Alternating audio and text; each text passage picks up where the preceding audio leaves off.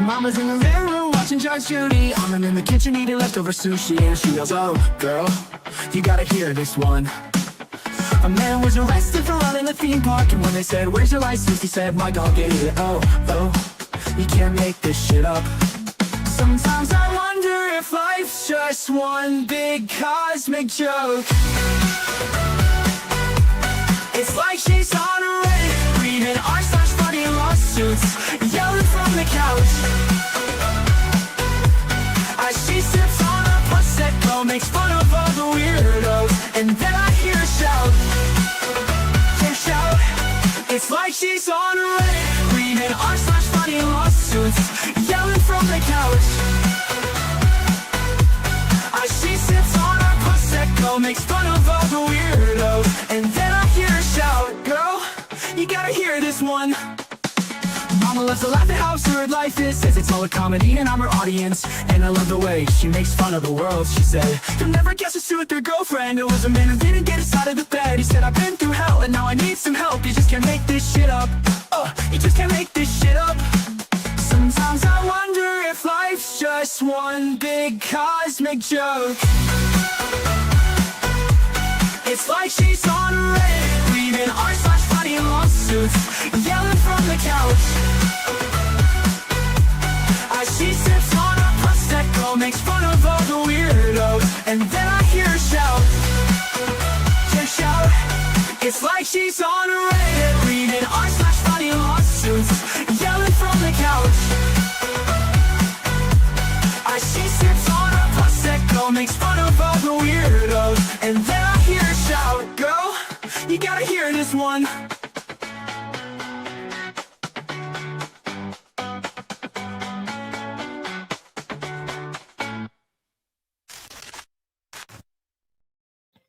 Hey guys, it's Squid. Welcome back to the channel. If you haven't been here, I'm Squid. I'm sassy, petty, but fair. Hope everybody is doing well today. We are going to get straight to this point because we have a beefed up amended complaint. Like, I'm talking, the first complaint was, security, negligence. The second complaint brings in the federal government, HUD violations, Section 8 rules, criminal histories with more plot twists than a Netflix docuseries. There is this new amended complaint is 27 pages. For those of you who weren't here yesterday, we are talking Ethan Pritchard, the Florida State University freshman linebacker who was not so tragically received a pew-pew freedom seed to the back of the head on August 31st of 2025, the day after Florida State had that monumentous opening day win over Alabama. He went home to an hour away from Tallahassee. He was driving his aunt back to her house, which happened to be in a Section 8, which I don't mean to mention as like a negative thing, but it's an important part of this story. Housing was shot at multiple times, was hit in the back of the head, and somehow, miraculously, thank goodness, survived. With that being said, he was released from rehab a couple weeks ago. And now that he's been released from rehab and we know he's at least functioning as well as can be expected, now is the time to talk about this and the fact that he's got a civil complaint in addition to the state of Florida versus 3 individuals in his criminal complaint. He has a civil complaint against the apartment complexes for negligence and the fact that they are Section 8 apartments and they have to deal with the Department of Housing and Urban Development, and you have very specific rules that the apartment complexes and the landlords did not abide by those rules and therefore are liable for him being freedom ceded to the back of the head. So we are going to get into this. Yes, the Section 8 issue in this case is not a disparaging, oh, they live in Section 8 housing. No, it's important to the storyline as far as hold on, let's go to this. It's important to the storyline as far as where he actually was driving and the rules that are involved in that leading to negligence. All right, so we are going to get to this amended complaint. I'm sorry, girls got a lot of shit to do today. I've been busting my ass since I got up this morning, and I feel like I have absolutely nothing accomplished. I'm still editing a video for the other channel. Thank goodness for everybody who has supported me on that endeavor, because I am not in over my head. I know exactly what I want to do. I'm just not skilled at actually doing it yet. So there's a discrepancy. There's a discrepancy in what I want to do and what I'm knowledge-based capable of doing. So, hey, Kasha, this is the second part. We left off on page 3 of 27. The original complaint was 14 pages. This new one is 27 pages and has exhibits. His lawyers left nothing on no page unturned, no detail unread or unsaid. This amended complaint is more petty than me. It names names, it names timestamps. It basically said, oh, you didn't want to fix this the first time? Bet. So I'll be caught up in about 5 minutes. Sigh. Oh no. Thanks, YouTube. And we're ad glitch. It's just sitting here not playing. Oh, just restart the stream. And I hope chat is doing well. Jeffrey, Moonwolf, April's Crochet Noor, EMS Life, Ninja Puppy, Andrea Myers, Kasha, Gail, good to see you. Oh, and Gail, if you could drop the link to the first part of this this situation that we talked about. We're not quite as serious as we were yesterday, although it is a very serious topic.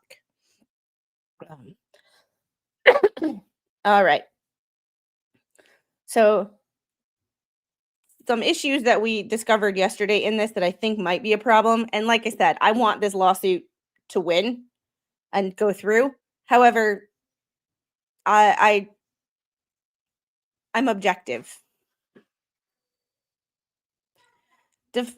Defendant's control over the assailants. The fact that I don't think anything will happen with this lawsuit until after the criminal trial or criminal complaint is resolved, because of the fact that they use the word assailants when it hasn't been proven that those were the people who did the crime.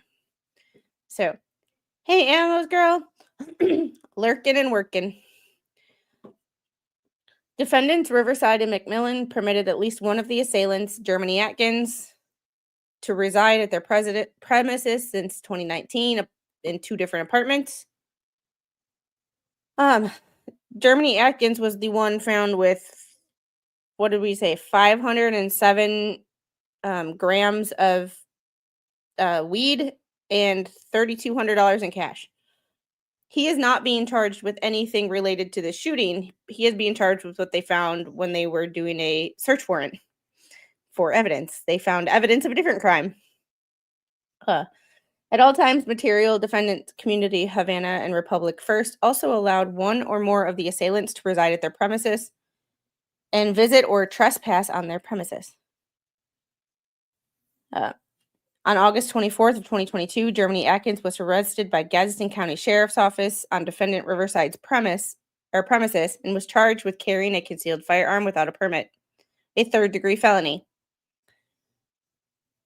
Which leads me to beg the question, if he had already been convicted of a felony, and he was in possession of a weapon during this crime, even if he wasn't being charged with attempted homicide, why isn't he being charged with a weapon crime? I'm just These are just questions that because I haven't read through this entire complaint. I skimmed it, did not read it. It is too long for me to read by myself and then read again with you guys. That takes time that I don't have. So this is why we do this together. Hey, you have a tardy slip. Were you here yesterday? If you don't know anything about this case, we did the first part yesterday. This is the case that I wanted to cover from basically the end of August, September when it first happened. But I wanted to respect Ethan's privacy and make sure that he was going to be a functioning human before I covered it. Because I am petty, but I'm not cruel, and I don't want to this is a very emotional case because considering that he had such a bright future. I mean, I've seen reports that he was a 3-star recruit or a 4-star recruit. Either way, he was playing at Florida State. Not a Florida State fan by any means. However, still a Power 4 school, still gives you a lot of NIL opportunities and or NFL opportunities, which it means generational wealth, which means getting out of situations such as these. So he had a very promising, and he might still have. I don't know what he chooses to do with his future. I would love to talk to the man because I've got questions from a medical provider's perspective. I have questions. I'm curious, but I also, I also know that'll never happen. He's got more pressing issues to deal with than talking to me. Defendant Riverside premises, Germany Atkins' address at the time was that apartment. Officer noted that his firearm had an extended clip. See attached arrest record as Exhibit B. Hey, coming for you. Red Sox girl. Germany Atkins' possession of an illegal firearm was a violation of Defendant Riverside's lease and house rules, and Defendant Riverside and McMillan should have terminated Germany Atkins' tenancy or the tenant that Atkins was residing with. Prior to the subject incident, Germany Atkins had the other 3 assailants. Reading is important. Who were involved in the subject attack, engaged in rug trafficking and pew-pew violence, and referred to themselves as ABK or 1600. See, didn't I say the 4-letter word that starts with a G? I mean, we had this conversation yesterday, right? We need to find a YouTube friendly wording for GANG. But I knew it. Not like I've lived in Milwaukee and, or anything.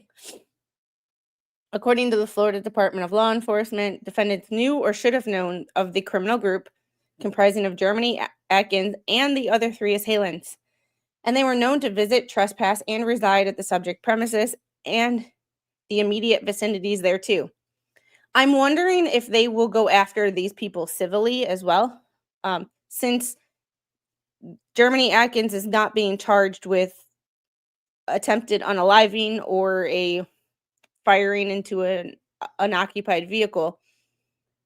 I wonder if they will go after him specifically with a civil complaint, because if he wouldn't have lived there, those other 3 people wouldn't be there, which means he would have never been pew-pewed to the back of the head. In that neighborhood, right? Right in the middle of all that.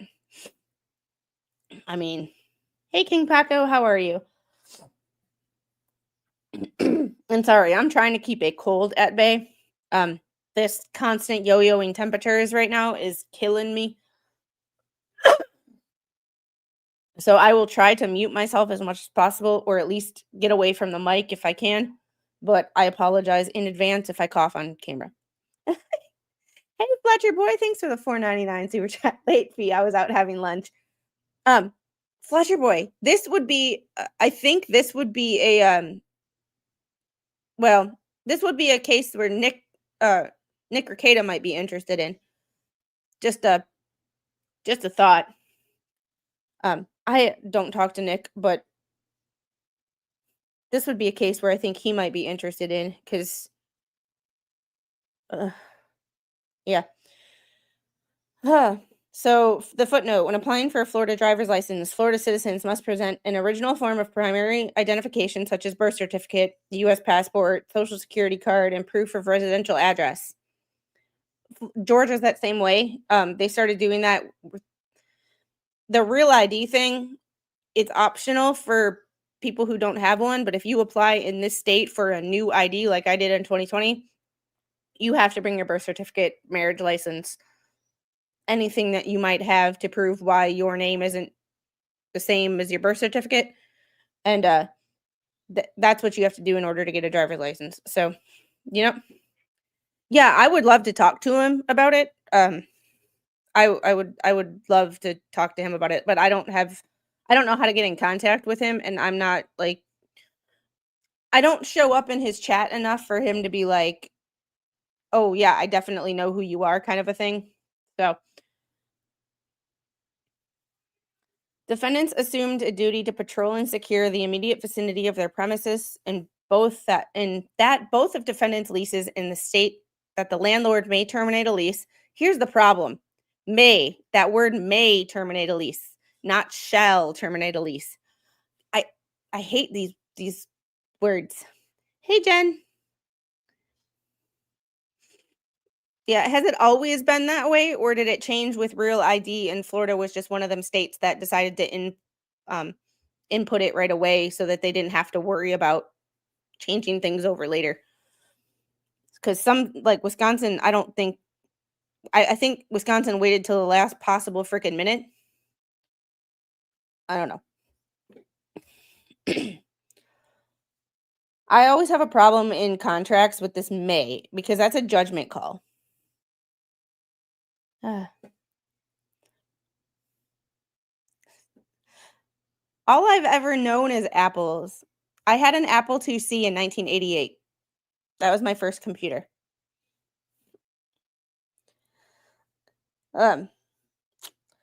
May terminate a lease for criminal drug activity in or near the premises, and for criminal activity whether or not the person was arrested or convicted. And in pertinent part states that the landlord may terminate the lease agreement for the following circumstances. See, the problem is may. May. I hate that word, may, because it makes it a judgment call, and it's not required. It says they're allowed to do it, but how many people actually take proactive steps to do things? Not very many. We're not a proactive society. We're a reactive society. We don't change until something bad happens.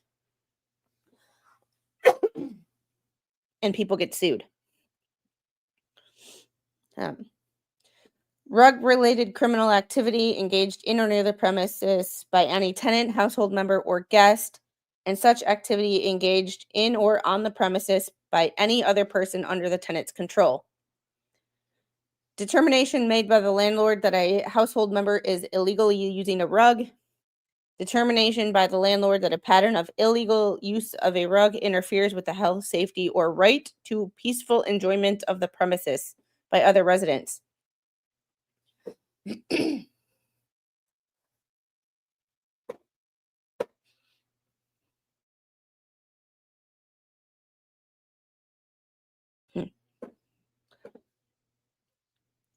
If the landlord determines that the tenant, any member of the tenant's household, a guest, or other person under the tenant's control has engaged in the criminal activity, regardless of whether the tenant, any member of the tenant's household, a guest, or another person under the tenant's control has been arrested or convicted for such activity. On September 9th, 2023, Germany Atkins was arrested in Leon County for possession of a machine gun, booger sugar, and pot, and placed on probation, which was active through the date of the subject incident. Once again, he's never been charged with a probation violation either. if I read that document correctly yesterday, he was only charged for the possession. He was not charged for a probation violation. It was in there, but I don't know. Is that a Jeff? Is that a separate count, or is that just like an add-on that they go, oh, by the way, you were, violating your probation? Between September 9th, 2023, arrest and the date of the subject shooting, police responded to defendant Riverside's apartment multiple times for noise disturbance calls. On October 24th, 2025, police responded to Riverside apartment for a physical disturbance. A female resident indicated that a male had pointed a pew-pew at her daughter and that he had done this before.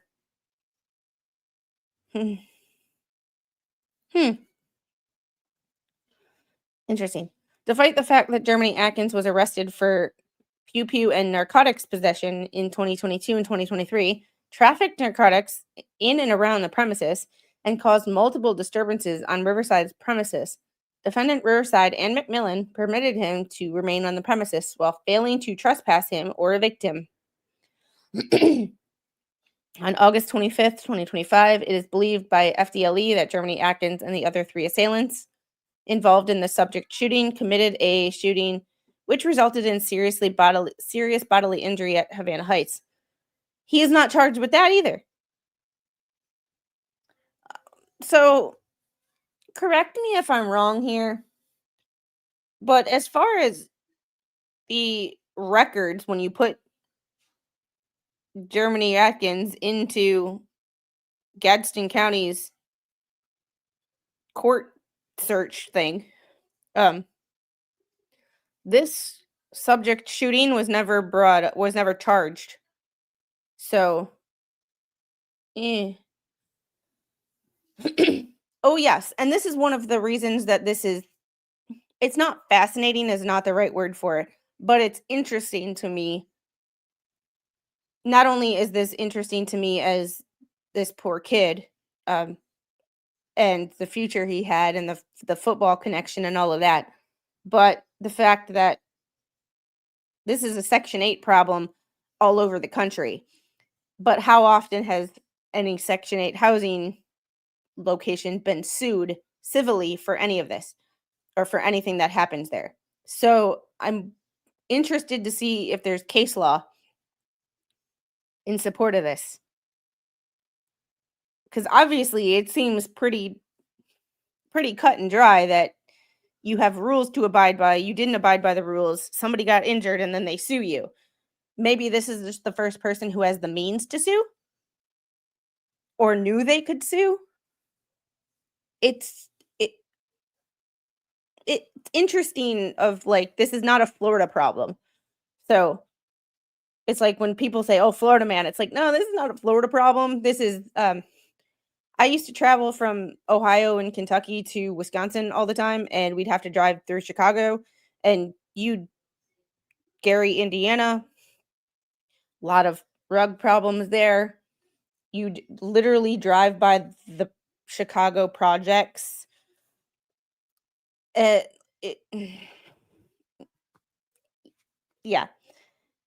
The owners of these complexes ignore issues for that government benefit. And that's the problem. Like, that's always my problem with government benefits, is not the people who actually need the benefits.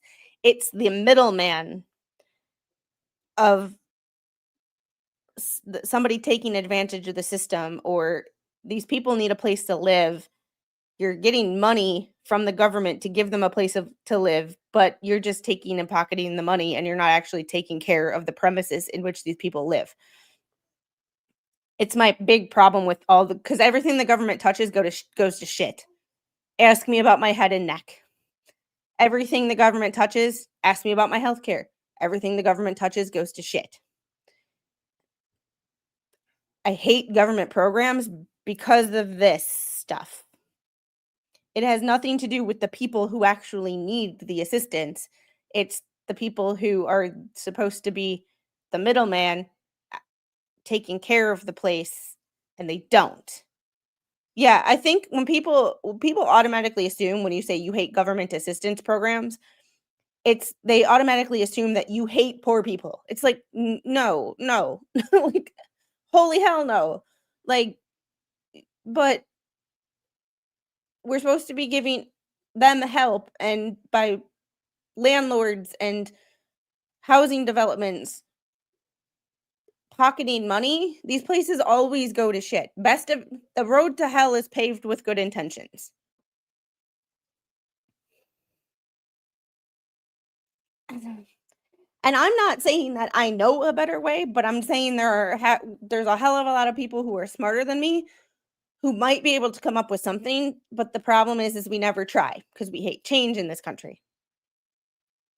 We stick to the status quo, and the status quo ain't fucking working.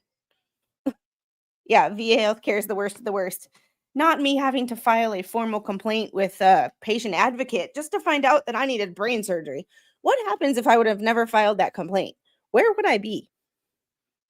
Would I've ever gotten a diagnosis?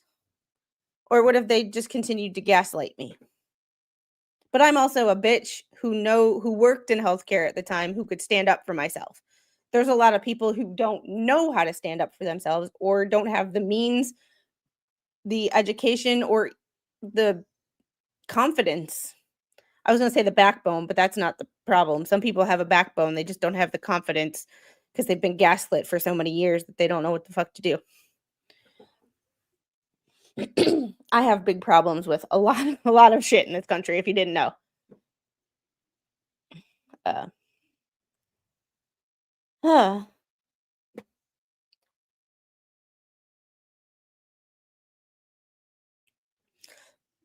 Section 8 seems like a gray area in terms of culpability. Most Section 8 property starts as a few tenants to raise occupancy, but the increase in crime drives market tenants away.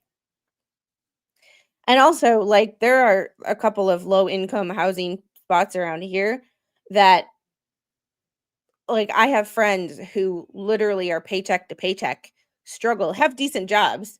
Like, it's not like they don't work 40 hours a week and bust their ass and all of that, but they they struggle to make ends meet, but yet they don't qualify for any of the programs. Like, I have people that you see people on TikTok with their brand new phones and their fake lashes and their nails done. Ask me when's the last time I had my nails done, but that wasn't somebody besides me. Um, but there are people who literally then they're complaining about their benefits being cut from $2,800 a month to 1,000. There are people I know who would love $50 to $100 just to help. Like, $50 would be, like, amazing to them. And, yep, the rich get richer and the poor struggle. But then they hide behind, "Well, I'm just helping people, I'm just helping people." It's like, "No, you're not." "Hey, dad, you came into an interesting topic today." Uh, yeah, some that use the system overuse it when there's some who actually need it, and it's mm. Back in 2011 or 2012 when I went to Fort Leonard Wood, Missouri, I parked at the VA on the south side of Chicago. Thank God I parked at the VA there. I had a friend who was a social worker there who had security. Like, her and I took a road trip together to Fort Leonard Wood. Make that make sense somehow. Um, However, with that road trip, I parked at the VA hospital on the south side of Chicago, um, and had VA security watch it for the week. Ugh. The assailants knew that there was no physical security deterrence at defendant's premises, and they knew they could continue to have unfettered access to the premises to engage in criminal activity without fear of capture.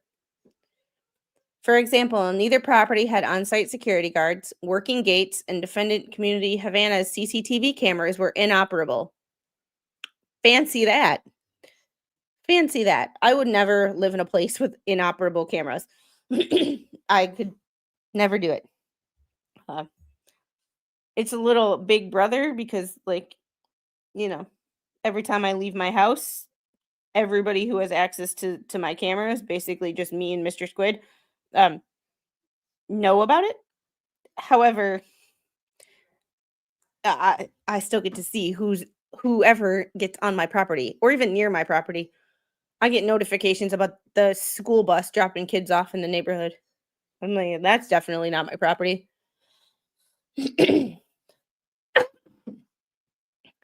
Uh, As such, the assailants believe they could commit the subject crime without fear of apprehension, as they previously had committed crimes at each property and the immediate vicinity without capture.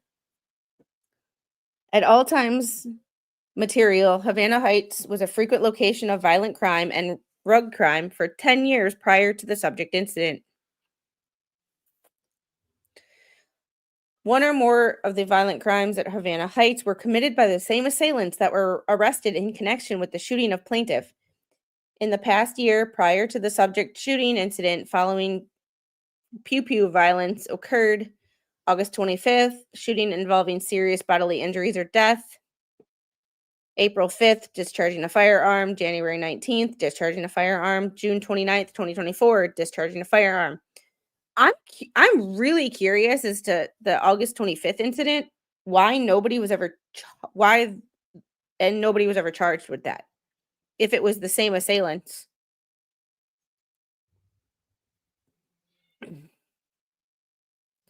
Yeah. Defendant Community Havana was sued for negligent security for the January 2nd, 2019 shooting of Mary McSwain and Stevie Moore. In that case, Defendant Community Havana argued the shooter was off premises, and defendant asserted it owned no duty to plaintiff because the shooter was at the intersection of 16th and 4th. The court denied summary judgment, denied February 11th, 2023. In that case, the court cited to the foreseeable zone of risk analysis from McCain v. Florida, or Florida Power Corp, and held the property has been a high crime area that experienced multiple similar crimes during the years leading up to the subject incident, and that defendant should have known the danger which eventually caused harm to plaintiff. This meets the threshold of duty, and the doors to the courthouse are open. Emphasis in original order. All right, getting to the subject incident, which we did talk a lot about yesterday, but we will, because we read the criminal, the arrest affidavits yesterday. Yeah, sometimes no one will talk due to fear. People drop the charges due to fear. True, but I don't think that those were ever charged. Nobody was ever charged, let alone charges dropped. Because if people were charged and then the charges were later dropped, that shit would still be in the computer. August 31st, 2025, approximately 9:30, plaintiff was lawfully driving on 16th when 4 assailants located on the premises of Riverside Apartments and Havana Heights opened fire on plaintiff's vehicle, resulting in a GSW to plaintiff's head, causing serious and permanent injuries. But he did live. He did live. The Florida Department of Law Enforcement arrested 4 suspects in connection with the shooting of plaintiff, and they are being held without bond pending prosecution. FDLE official press release dated September 12th, Exhibit A.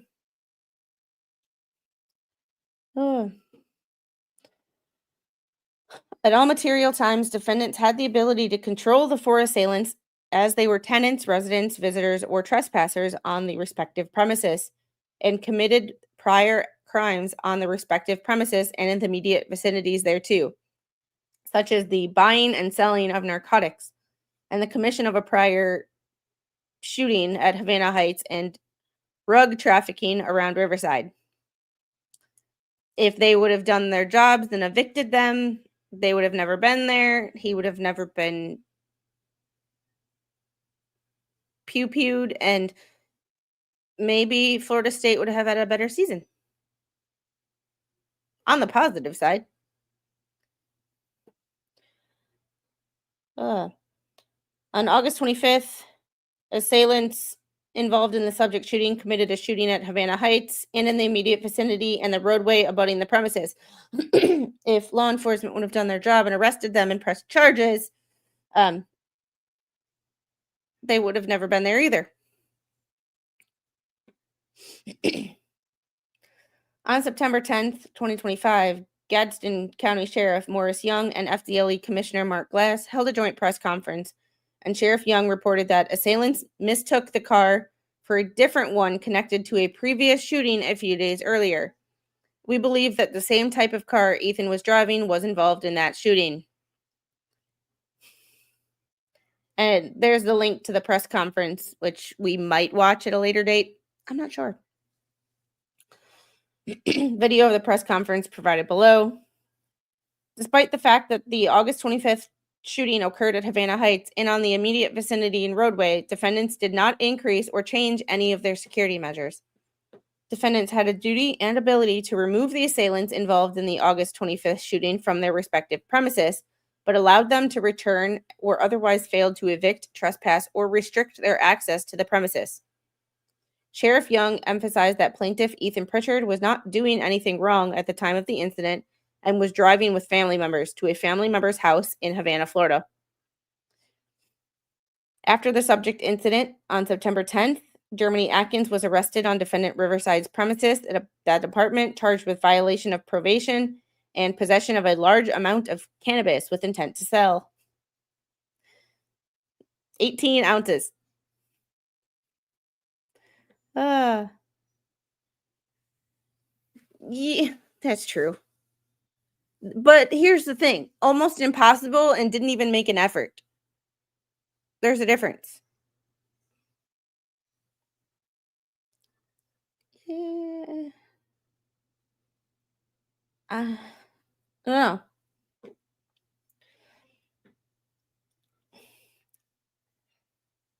FDLE agents conducted a search of apartment that and found a large amount of U.S. currency as well. FDLE reported that the amount seized, in conjunction with the amount of cash, about $3,200, like $3,268 or something like that, was consistent with street-level narcotic sales.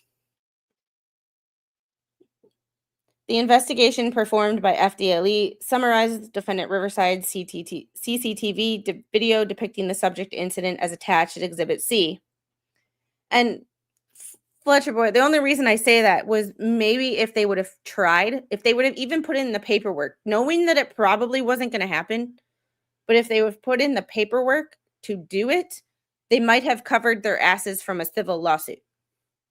Because then it would be the government's problem as to why they're not out, not the actual location.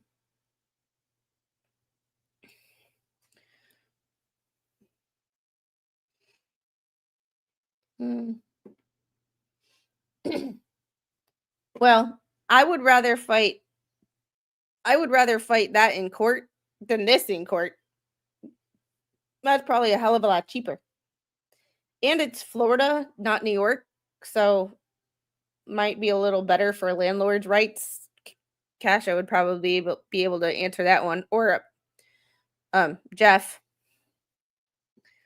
But investigation performed by FDLE summarizes defendant Riverside CCTV Exhibit C affidavits for arrest warrants for Jaden, Germany, Carone, and this is the underage person, which I am not naming his name, but he is the underage minor. Yesterday I hid his name. Today I could give two shits. FDLE believes the shooters called their group ABK or 1600. At all times material, defendants knew or should have known that the shooters group had been engaging in rug trafficking and pew-pew violence on their respective premises, inclusive of the adjacent roadway in front of their entrances, and such had the ability and opportunity to control the assailants. Riverside's CCTV cameras were located 40 feet inside the entrance to Riverside. The camera also captures part of Havana Heights. On the night of the incident at 2300 and 2303, defendant Riverside's CCTV cameras revealed that the assailants were on defendant Riverside's premises, brandishing a large AK variant rifle. And AKs are, it's obvious when you see an AK. Like I know someone who has no pew-pew knowledge at all. I showed them a picture, or I would be able to show them a picture, and they could still point out an AK. Like, it's kind of it's like a Tommy gun. You know what it looks like when you see it.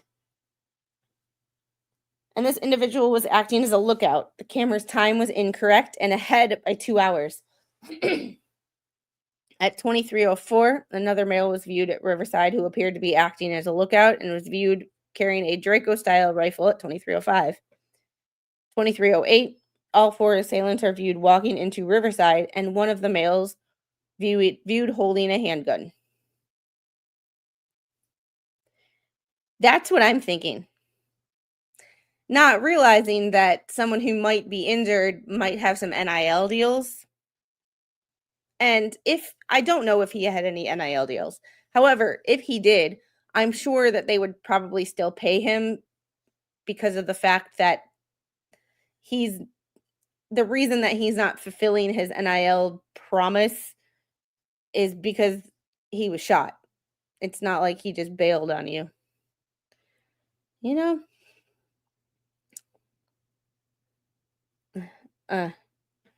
There's a lot of problems with this in more than one respect, but none of it has to do with disliking poor people or not wanting to take care of poor people.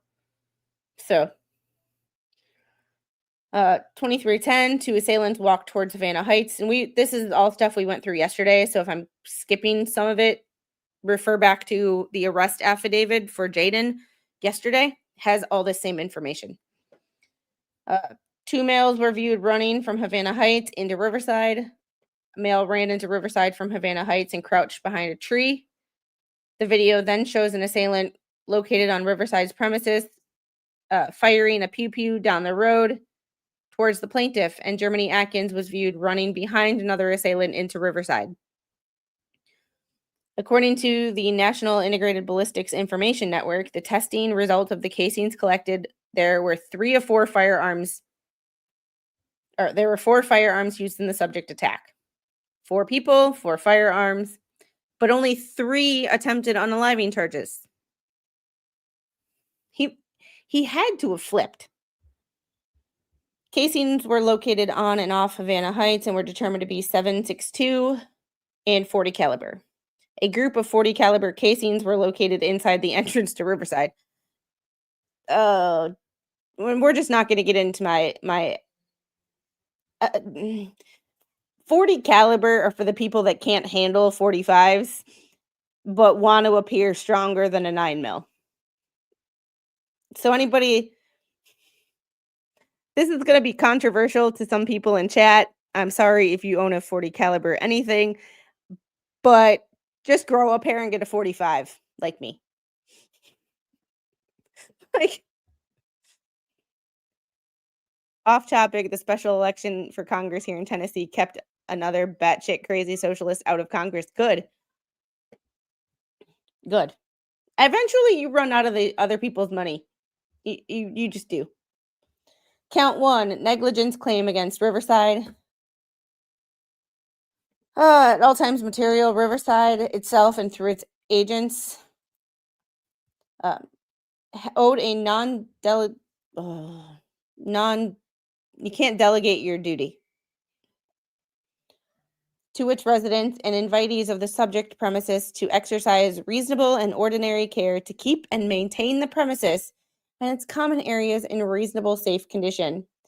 Defendant Riverside Apartments also owed that same duty to the plaintiff to protect him from a reasonably foreseeable criminal attacks originating on the premises, based on defendant's creation of a foreseeable zone of risk due to their actual and constructive knowledge of prior violent crimes committed by individuals they had the ability to control on or the immediate vicinity of their premises. Give me 1 second.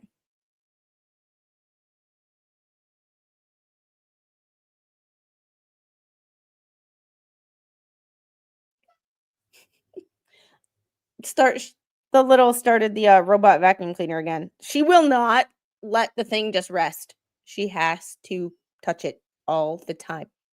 So I probably will get a text message here from Mr. Squid saying, "Let the thing charge." And when I tell her to put it back, she comes and closes my office door because she does not want to hear me talk to her about it. The joys of parenting in 2025 with a robot vacuum cleaner. Anyway, at all times material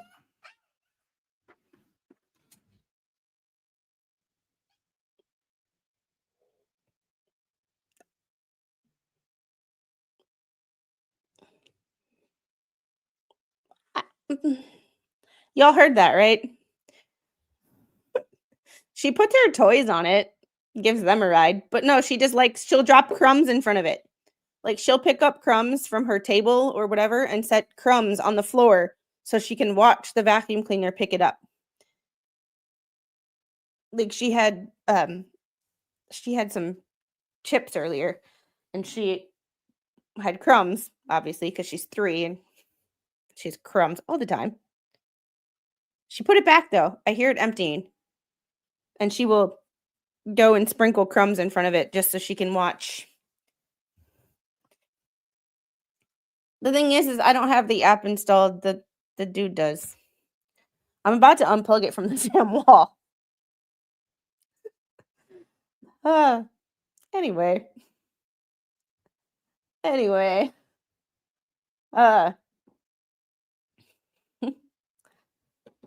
all times, material defendant should have known that prior to the date of the incident, numerous violent criminal attacks occurred on its premises in the foreseeable zone of risk created by defendant.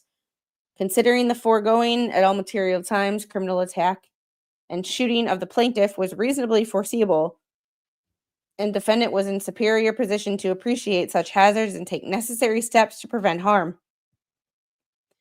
At the above referenced time and place, defendant by and through its agents breached its duty to exercise reasonable care for the safety and protection of its residents. Oh, and the footnote 7.62 by 39 is a rifle cartridge commonly used for an AK-47, in case you didn't know.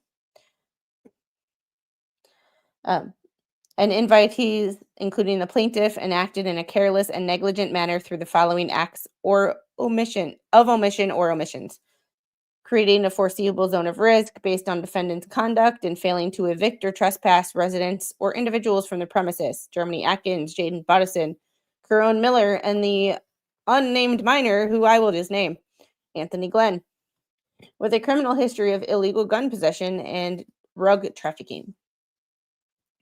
Creating a foreseeable zone of risk due to defendant's failure to deter criminals from accessing their premises to commit crimes on their premises, to wit, permitting drug trafficking, illegal pew-pew possession, violence, and physical violence to be committed without taking more adequate measures to deter said criminal activity.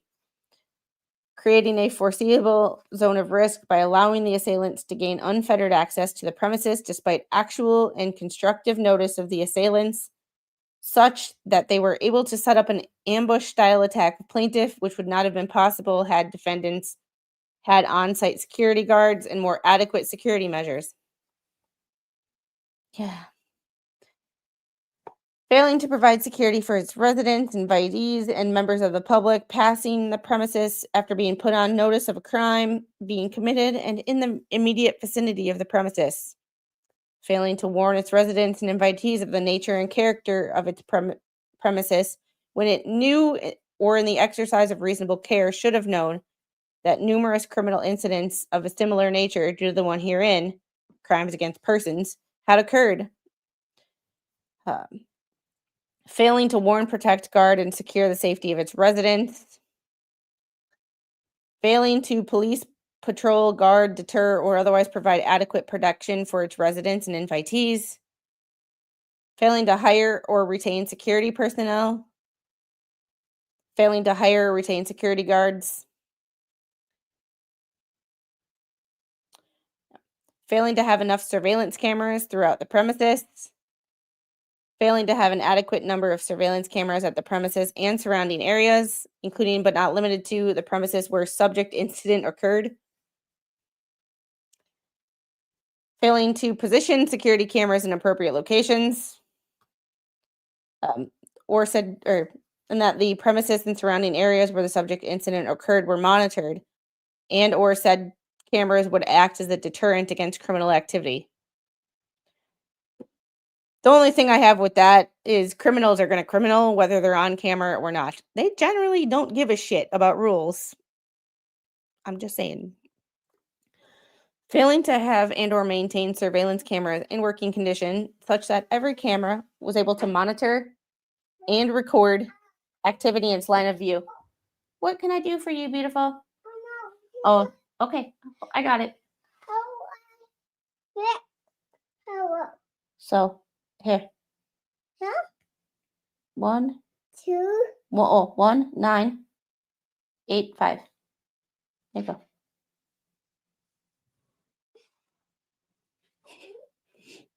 Do you need help again? You just did the same thing you just did, didn't you? Yeah.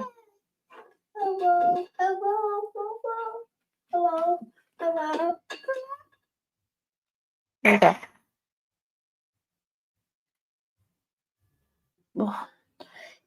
Avery, this did. Darn it. Boo-boo. Boo-boo. Hey, Boo. You're going to have to use a different one. That one's not working. There you go. All right. Failing to take additional security measures after being put on notice. Every day. Every day.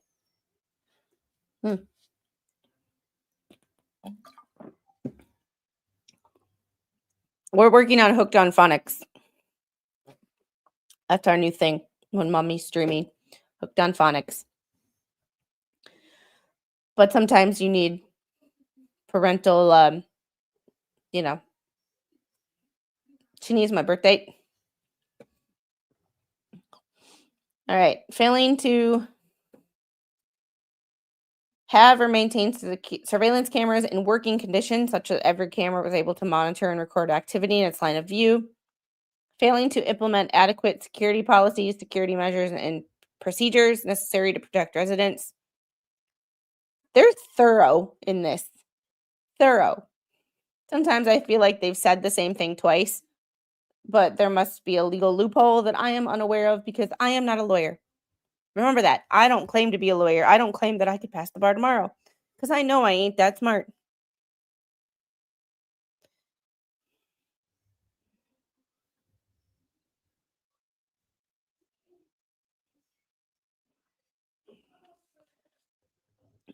And Jeffrey, the 1985 was the year I was born. It needs a date. It needs a parent's date just to keep playing the game when you read a certain point. And just saying,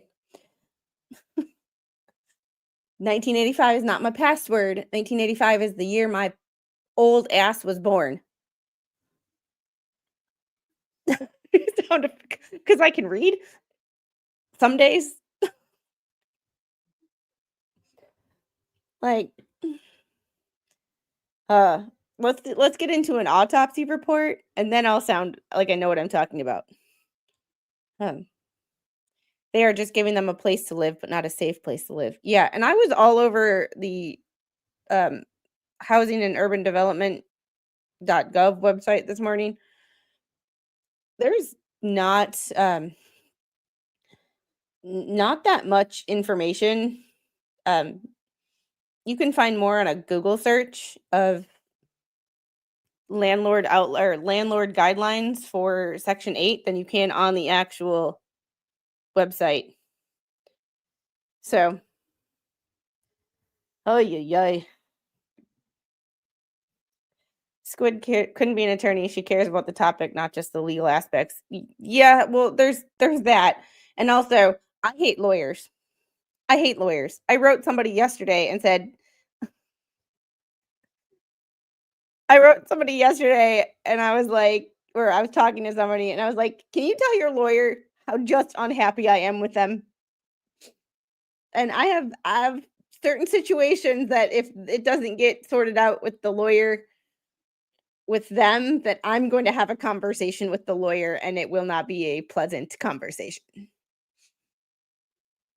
In more than one occurrence. Like, this is happening in various aspects of my life right now where people are talking to lawyers and I'm figuring out that these lawyers are either not listening or fucking stupid or both.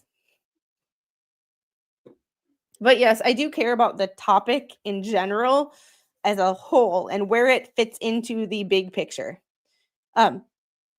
So one of the things that of cases that I find interesting is where these particular cases fit into the big picture of shit that's happening in our country right now. Government assistance programs are a hot topic right now. And the fact that one is being sued finally because they're not meeting government standards is, and government standards are very low. When I say like government, government issued, it's a very low bar.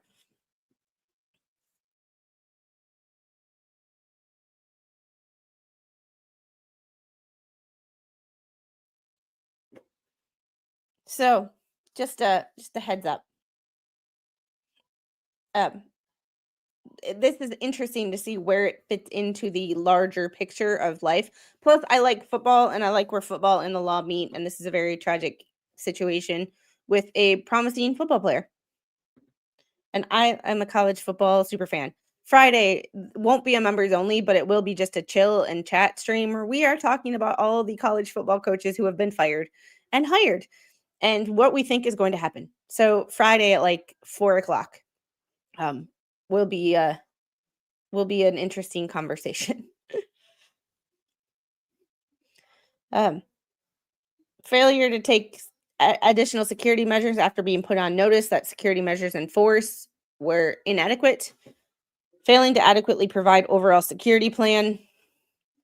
Preceding paragraphs A through P individually and or represent strict deviations from existing standards of care about security as recognized by similar businesses and properties in the local community. And additional acts of negligence to be determined through discovery. Oh, I love that word, discovery. Defendants, through its agents and employees, negligently failed to have any procedures governing the inspection, supervision, and or security of the area where the subject incident occurred. Or in the alternative, the defendant did in fact have procedures governing the inspection, supervision, and security of the area, but implemented said procedures in a careless and negligent manner. At all material times, defendant through its agents negligently failed to hire, adequately train, and reasonably supervise persons and or agents reasonably suited for providing, implementing, and maintaining proper security measures. Defendant through his agents, servants, and employees created and allowed to be created said dangerous conditions on the subject premises. Defendant failed to warn its residents and invitees of the existence of said dangers, or in the alternative, did allow said dangerous conditions to exist for a length of time in which a reasonable inspection would have disclosed same. And there are inspections required by HUD, and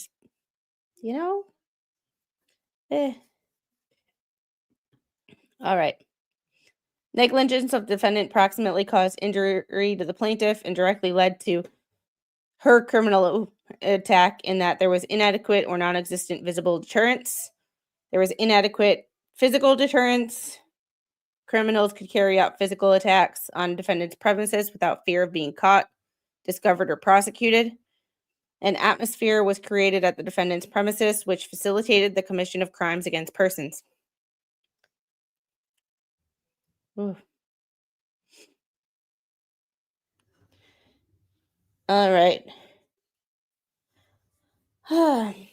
As a direct and proximate result of defendant's negligence, plaintiff was pew-pewed and seriously injured. As a direct and proximate result of defendant's negligence, plaintiff suffered bodily injuries at the expense of medical treatment, hospitalization, and nursing care, loss of earnings, loss of ability to earn money, pain, suffering, disability, disfigurement, mental anguish, loss of capacity for the enjoyment of life, because he was a football player, aggravation of a previously existing condition, and inconvenience. Can't forget being inconvenienced. Petty, but I like it. These losses are permanent and continuing, and plaintiff will suffer these losses in the future. Yeah, because who knows? Hypothetically, he played for a Power 4 football team. He could have made it to the NFL, making millions of dollars.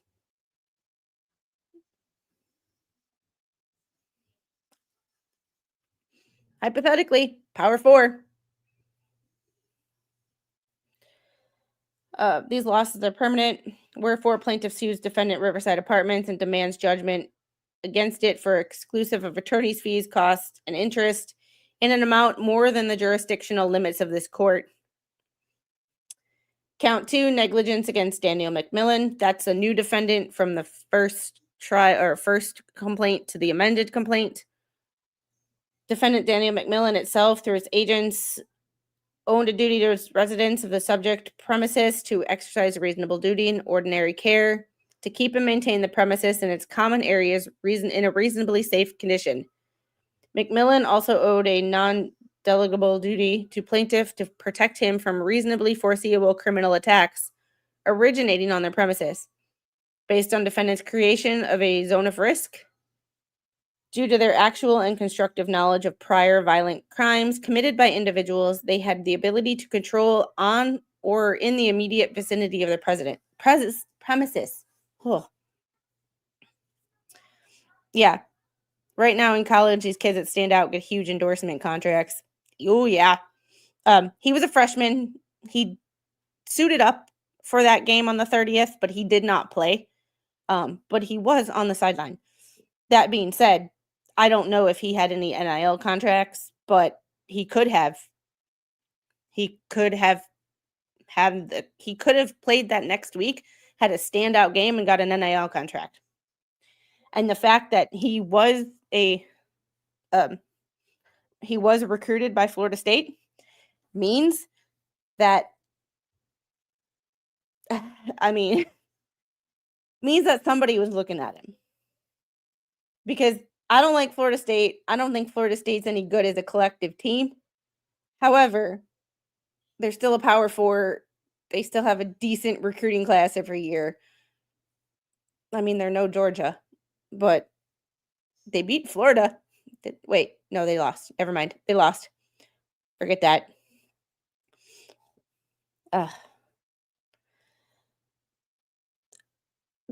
Point being, this kid could have gone anywhere and done anything. The possibilities are endless, and we don't know.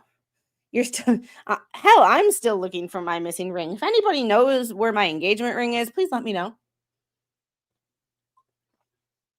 If y'all have seen it, because I haven't seen it in 5 months. All right. So we're kind of going to skip through some of the things that are almost exactly the same as the last 20 paragraphs. Creating a foreseeable risk due to defendant's failure to deter criminals.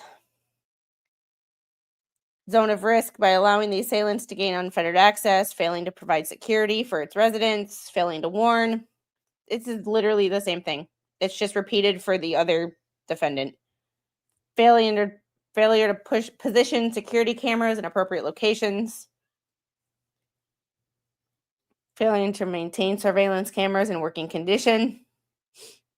Failing to implement security policies, measures, and security procedures. Preceding paragraphs A through P individually and or represent strict deviations from the existing standard of care.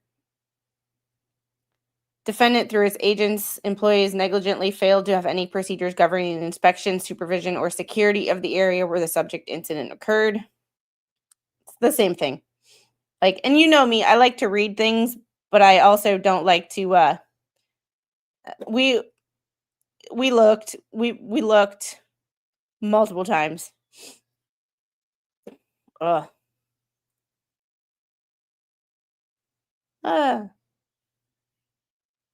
The negligence of defendant approximately caused injury to plaintiff and directly led to his criminal attack.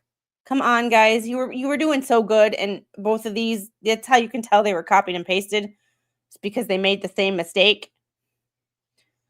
And copied and pasted in your own copied and pasted generally from motion to motion is not great, but copied and pasted in your own motion when it comes to the same charges and two counts to two different defendants, I get it. But proofread. Proofread.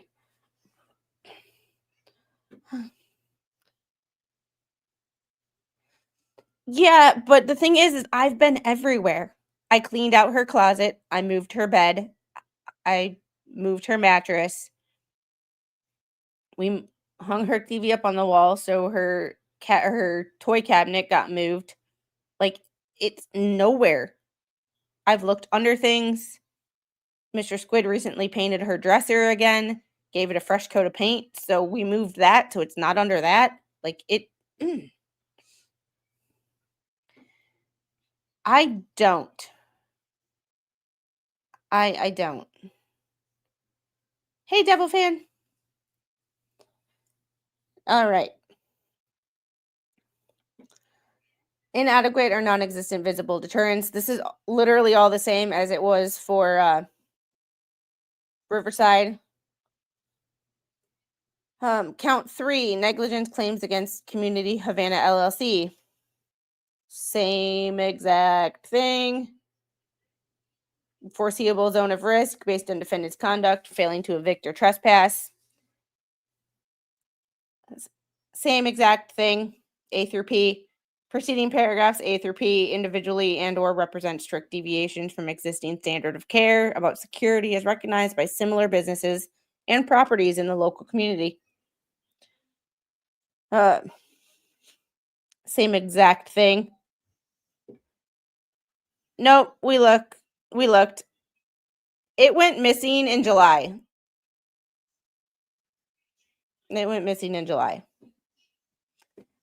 And she used to hide in one of the kitchen cabinets that went back our corner cabinet. I wish we had like a Lazy Susan or something there, but it literally like it's a door like this wide, but the cabinet is this wide. It might be back in there. I have not gone and looked in there.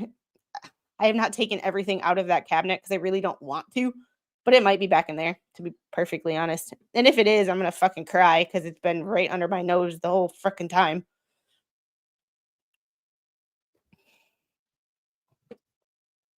Peter Work and Lavernius Coles were two of the players. I'll have to look that up. Well, go look. Not right now, Gail. Not right now. This same exact thing. Negligence claim against Republic First Management. So it's the 2 apartment complexes and then the management of the 2 apartment complexes to cover all bases.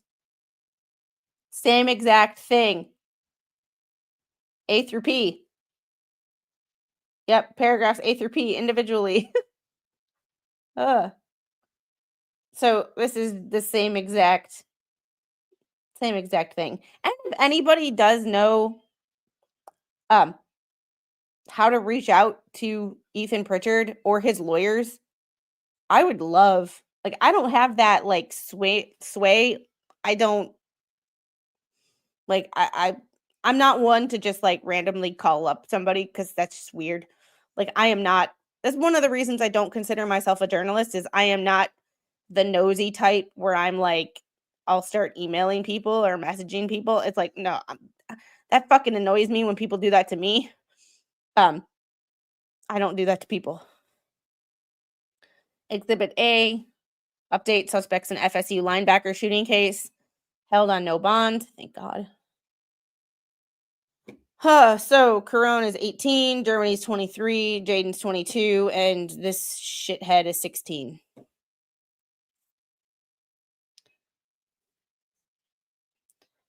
The arrest report, which we read, yes, the probable cause affidavit we read yesterday.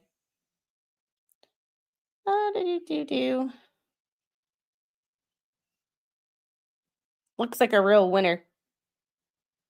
Not like people in mugshots generally tend to look great, but just saying. We read through that yesterday too. It's the affidavit. This is the affidavit for Corone Miller. It's the same exact, almost the same exact thing as for Jaden. That's why I only read one of them yesterday. I know he's on X, but he doesn't have there's no way to message him on X. I already looked. I don't mind messaging someone on Twitter because they can easily like delete it if it's annoying, but like calling someone's workplace or emailing their professional email is where I'm like, I don't consider myself a professional, so I'm like, a little weird. Yeah, that to me is always weird. Yeah, it is an unsolvable cold case, but so was this. So this went missing the day she was born because I wore it to the hospital not thinking that I would have to go into an ER and take it off. So I went into the ER, took it off. Mr. Squid put it in a bag and I couldn't never find it. I found it when I was actually looking for the ring. Go figure. So I just got to lose something else in order to find my ring. Like, how come Squid gets all your good suggestions? I have, it's not that I have standards. Well, okay, yes, I have standards, but it's not that other people don't have standards. So I don't want to put that. I just find it awkward. If I was a journalist or like had a known name or something, had some pull anywhere, I would feel differently. But because I am just a stay-at-home mom who lives in Georgia, um, who randomly reads cases on the internet and likes college football, that's just weird to me. Like, it's not like I'm a reporter who's asking questions or has an inquiry. It's not a FOIA request. It's just fucking weird to randomly email someone. Like, yeah. I don't know. I don't know. It's just weird to me. I don't know. It's weird to me. It's different when you guys email me because I literally say, "Hey, if you have questions, concerns, or you want to tell me something or send me something," I literally give you my email. They didn't they didn't do that. You know?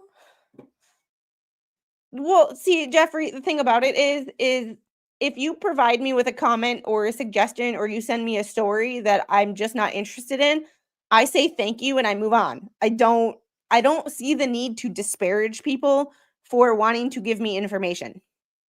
Um and I know the situation at hand with situation with you specifically, but I am never that type of person to just bag on somebody for wanting to tell me stuff.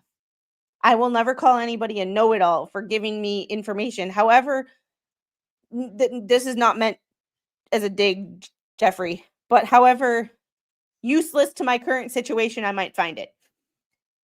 Because you find it interesting. Therefore, I'm never going to deter you from trying to tell me something. That's like that's just rude. And I'm petty and I'm rude to people who are rude to me, but I just don't go out of my way to be an asshole. So it's sometimes like if you can't say anything nice, just don't say anything at all. I just choose just not to then and that's just when I'll like I just won't respond because it doesn't apply to me at that particular time or I'll say thanks, not interested. But I never go out of my way to be a dick or call somebody names because I'm like I just don't know. Yeah. Yeah, you do send me a lot of airplane crash stories, which is totally fine. And King Bob, so good to see you. Gifted 5 Squid Pro memberships. I appreciate you. King Bob is awesome. King Bob is an OG.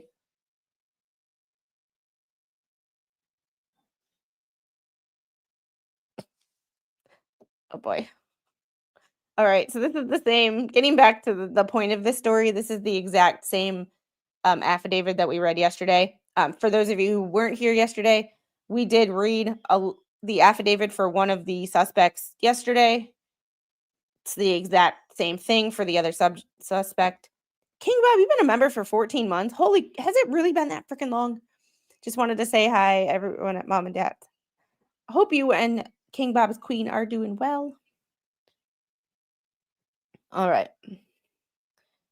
And a lot of this was redacted. I did not redact it. It was redacted. But it's the same Brandon D's Florida Department of Law Enforcement that wrote the other affidavit, wrote this one too.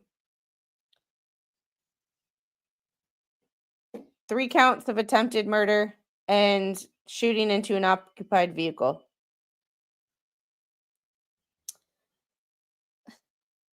State of Florida versus the minor. And I'm so glad they have this. This is another thing because you would never really get a hold of this because he's a minor and they kept saying unidentified minor, unidentified minor. Well, he ain't unidentified anymore. So I'm assuming there was 3 people in the vehicle because 3 counts.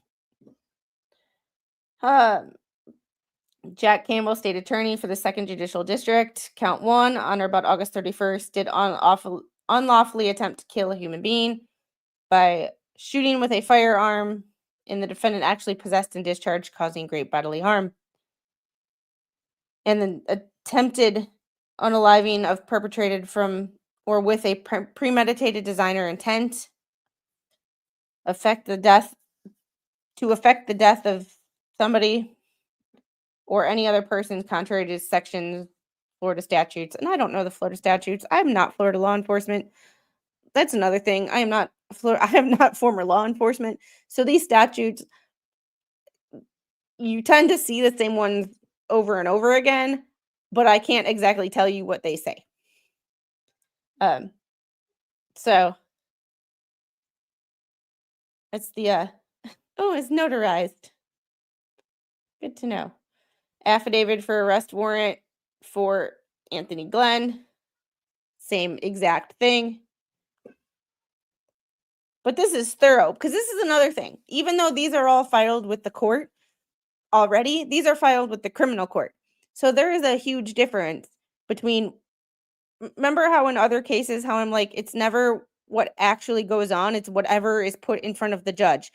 The judge would not know about this other stuff if they didn't show it to him.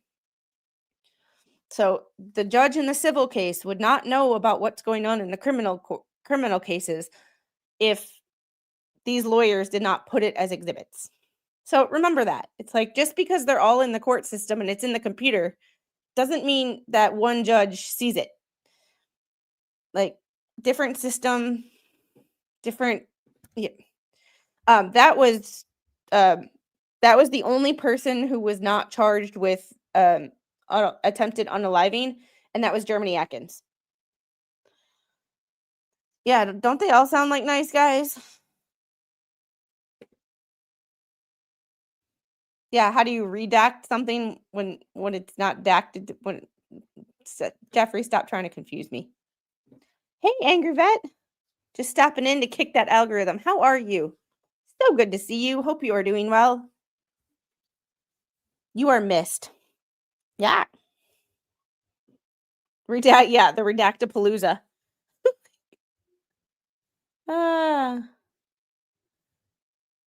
It's the same warrant for arrest.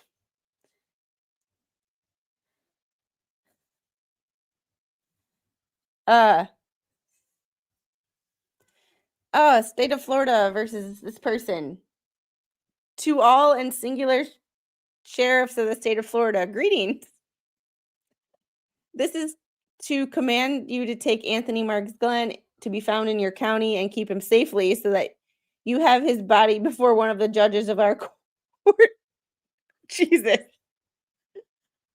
The way this is written is just hilarious to me.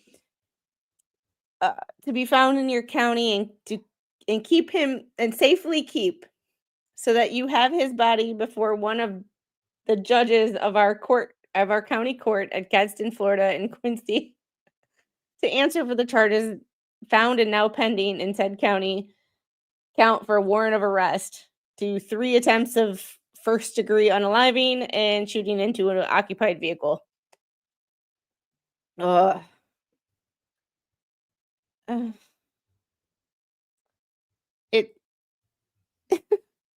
So he ran. And then this one we literally read yesterday. Once again, it's the same thing. It just goes into the exact times that things were happening, what was seen on the cameras. Yeah, it also may contain evidence. Yeah, I've never seen that much of an arrest affidavit redacted, though.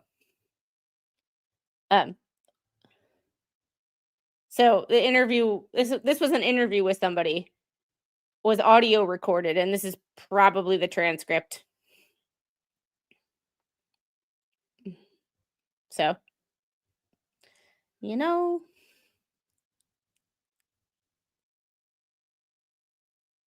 she's watching K-pop Demon Hunters. I tried to watch Netflix's SEC documentary, episode 1 today, because some of the coaches that are on there are fired now, so it's kind of funny. Well, it's really funny. And I changed it, and she got royally pissed at me. She would rather have me come in here and work and do things on the computer than touch that TV. Because God forbid I put something else besides K-pop Demon Hunters on. I'm starting to speak Korean because I've sung those songs so many times. Possession of cannabis with intent to sell. 507 grams, which is 18.2 ounces, I think. And I was wrong. It wasn't 32.63. It was 32.36. So I misspoke earlier. When I said $3,263 or $68 or whatever I said, it was $32.36. I was close. It's weird how I can't remember what I ate for breakfast, but I remember dollar amounts from yesterday. Make that one make sense. Atkins is on circuit court probation for a 2023 arrest for possession of a machine gun and possession of cannabis with intent to sell. He is scheduled to terminate in November of 2025. Not anymore. And then you have a whole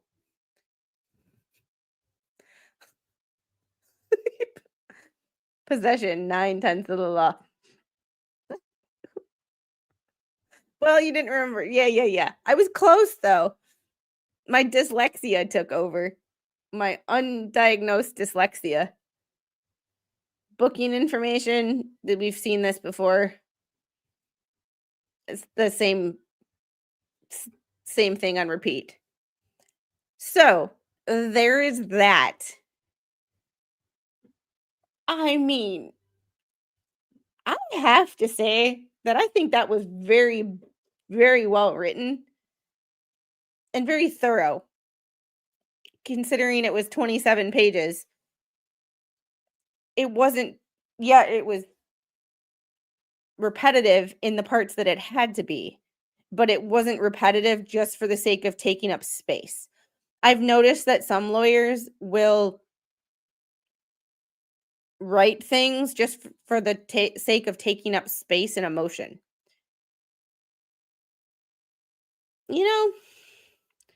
But here we go.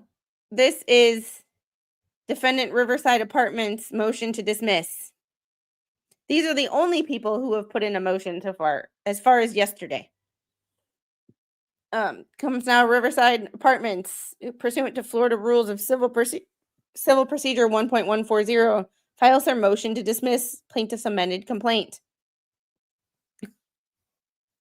Plaintiffs filed a complaint October 3rd, bringing one count against Riverside Apartments, sounding in negligence, count 1. October 29th, undersigned counsel served a draft motion to dismiss upon plaintiff's counsel, seeking advisement as to whether counsel would agree to the motion to dismiss or disagree, in which case the motion would be filed and set for hearing. Plaintiff's counsel took the opportunity to amend the complaint instead.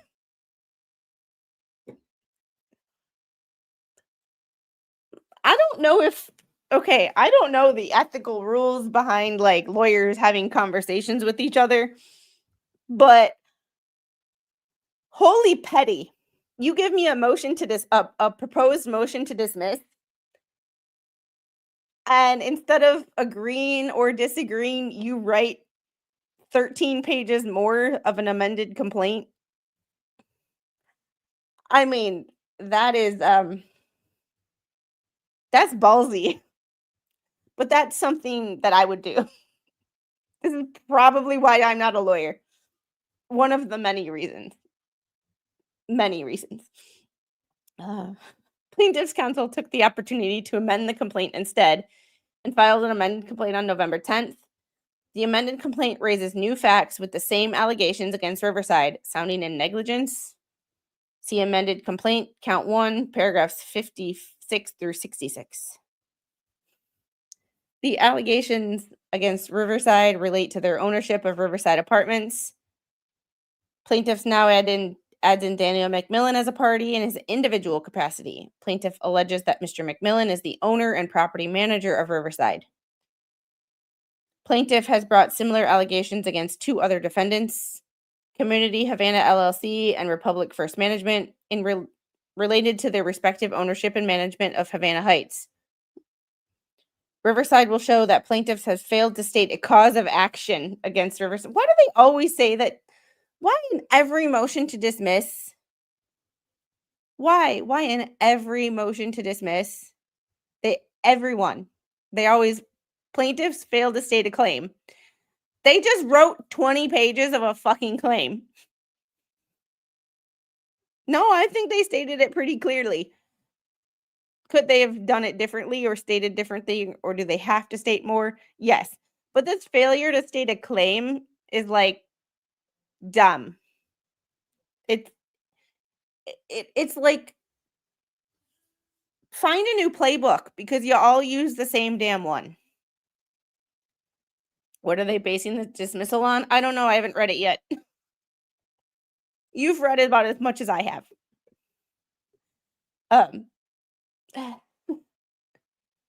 Riverside will show plaintiffs have failed to state a claim of action against Riverside in pleading duties not recognized by law and suing Riverside under a premise liability negligence theory for a gentleman who was injured off of Riverside's premises and who never stepped onto Riverside's premises. Plaintiff alleges that all defendants, including Riverside, had or assumed a duty to protect invitees and tenants on the respective premises to control and guard against criminal activity which had been occurring at or in the immediate vicinity of the premises, and thereby had and or assumed duties to plaintiff to provide reasonable security at the premises and otherwise had a duty to provide reasonable security measures. Plaintiff also alleges that defendants, including Riverside, should have known that there was criminal activity on and in the vicinity of the premises, which is unreasonably exposed guests and members of the public traversing the roadway between defendants' premises, including the plaintiff, to an unreasonable, dangerous condition on their respective premises. Specifically as to Riverside, plaintiff alleges that Riverside owed a duty to its residents and invitees of the subject premises to keep and maintain the premises and its common areas in a reasonable, safe condition. Well, not just according to the plaintiffs, but according to Housing and Urban Development Bureau. Failed to make a claim. The whole filing is a statement of negligence claim. There's got to be a part of that, and I have to do some like reading on that because there has to be I am basing the claim on what they're alleging. There's got to be some sort of like legalese language that I'm missing.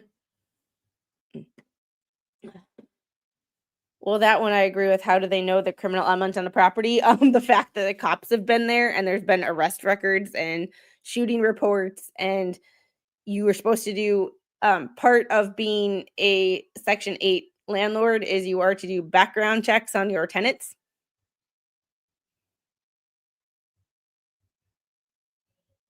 Just saying. And if they would have done a background check on this tenant, they would have seen his felony record.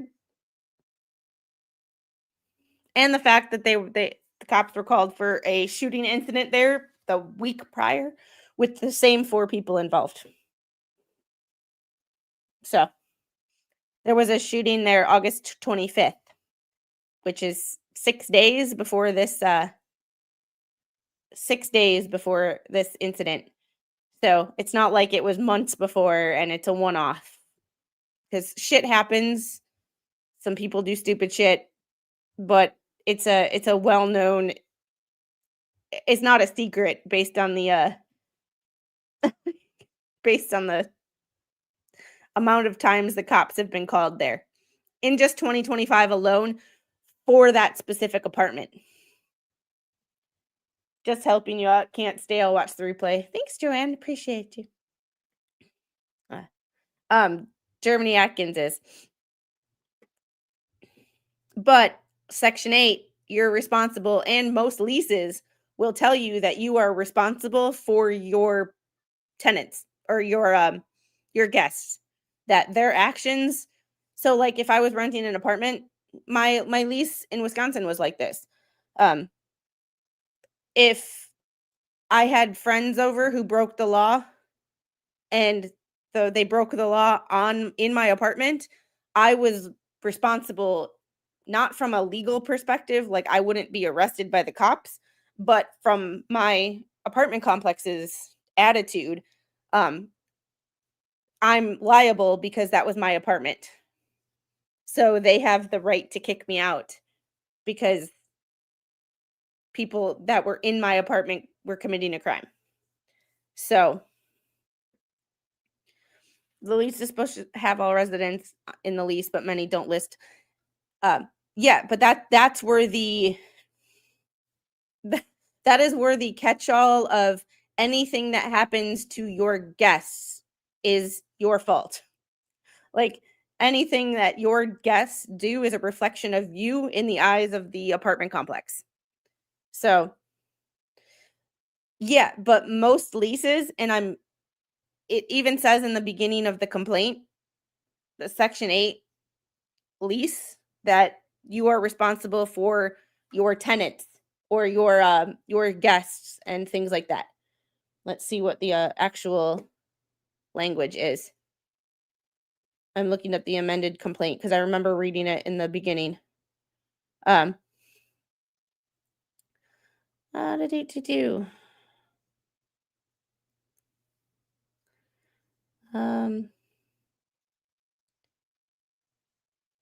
Let's see.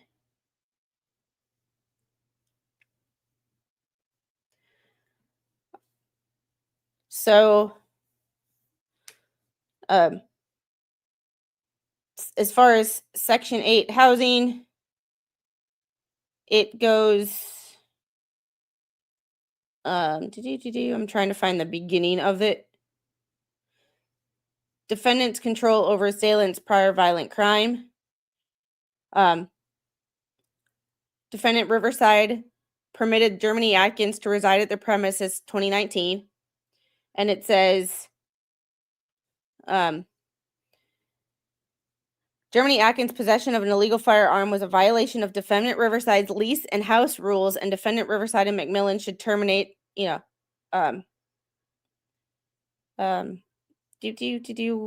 so it's a,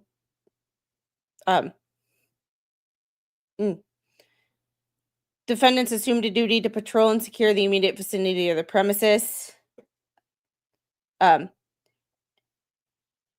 Impertinent part states that the landlord may terminate the lease agreement for the following circumstances: drug-related criminal activity, determined made by the landlord that a household member is illegally using rugs, determination made by the landlord that a pattern of illegal use of a rug interferes with health, safety, or right to peaceful enjoyment of the premises by other residents. If the landlord determines that a tenant or any member of the tenant's household, a guest, or another person under the tenant's control has engaged in the criminal activity, regardless of whether the tenant or any member of the tenant's household, or a guest or another person under the tenant's control has been arrested or convicted for such activity. So, yeah, they should have moved for eviction. And Fletcher Boy was in here earlier and had said that, yes, it's difficult to remove tenants from Section 8. I understand that. However, I am thoroughly under the impression and the opinion that if they would even filed the paperwork for eviction with any court, that they would have covered their asses from this lawsuit specifically, because it would have basically showed the plaintiff, the court, the judge, any lawyer who looks at this, or any person who looks at this and goes, they were trying. They might not have been succeeding, but they were putting in effort. And the fact that that wasn't done, you know?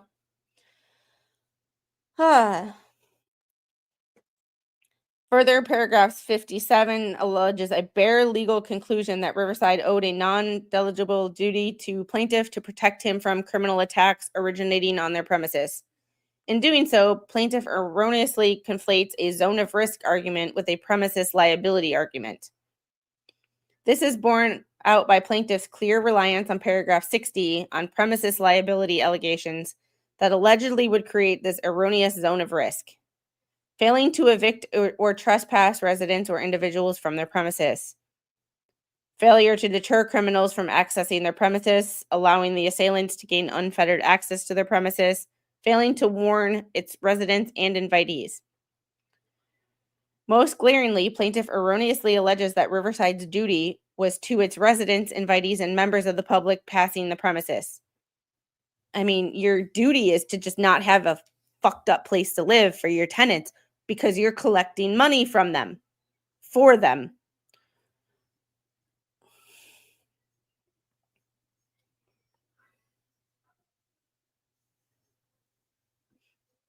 Well, and that's the thing. I take what the chat tells me as advisement, but I don't know.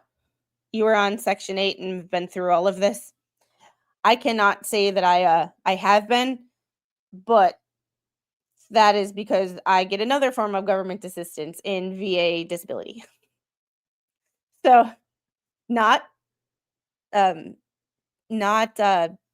Social Security disability, VA disability, different. Notably, remainder of paragraph 60 omits members of the public passing premises and confines the alleged breaches of Riverside's duties to tenants, residents, and invitees. Critically, plaintiff does not ever allege that he's a resident, tenant, or invitee of the property.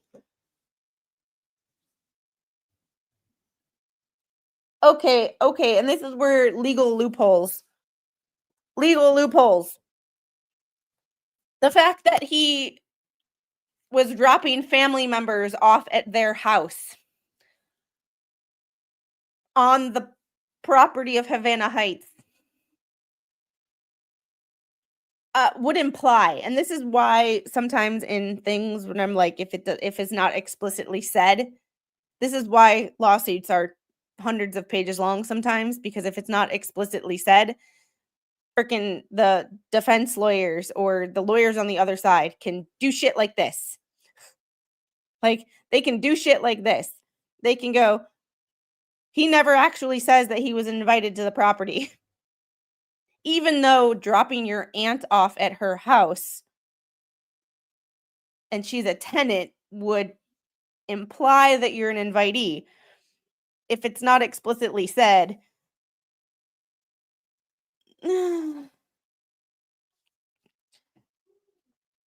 public housing, if background check and they checked criminal records and employment records each year prior to lease renewal, so they are definitely screwed.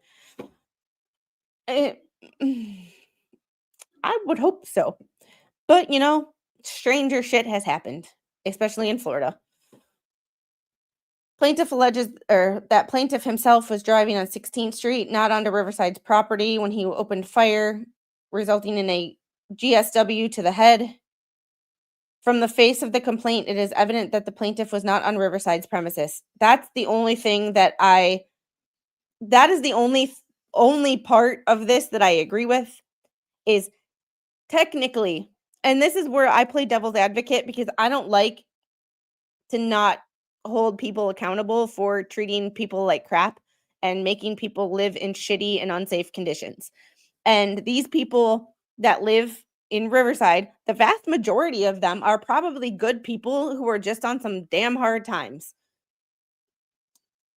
But they're most likely good people. But then you get the few people who are rug traffickers and all of that shit that gives everybody else a freaking bad name. But where I agree with Riverside in this is, technically speaking, even though it was in their zone of risk,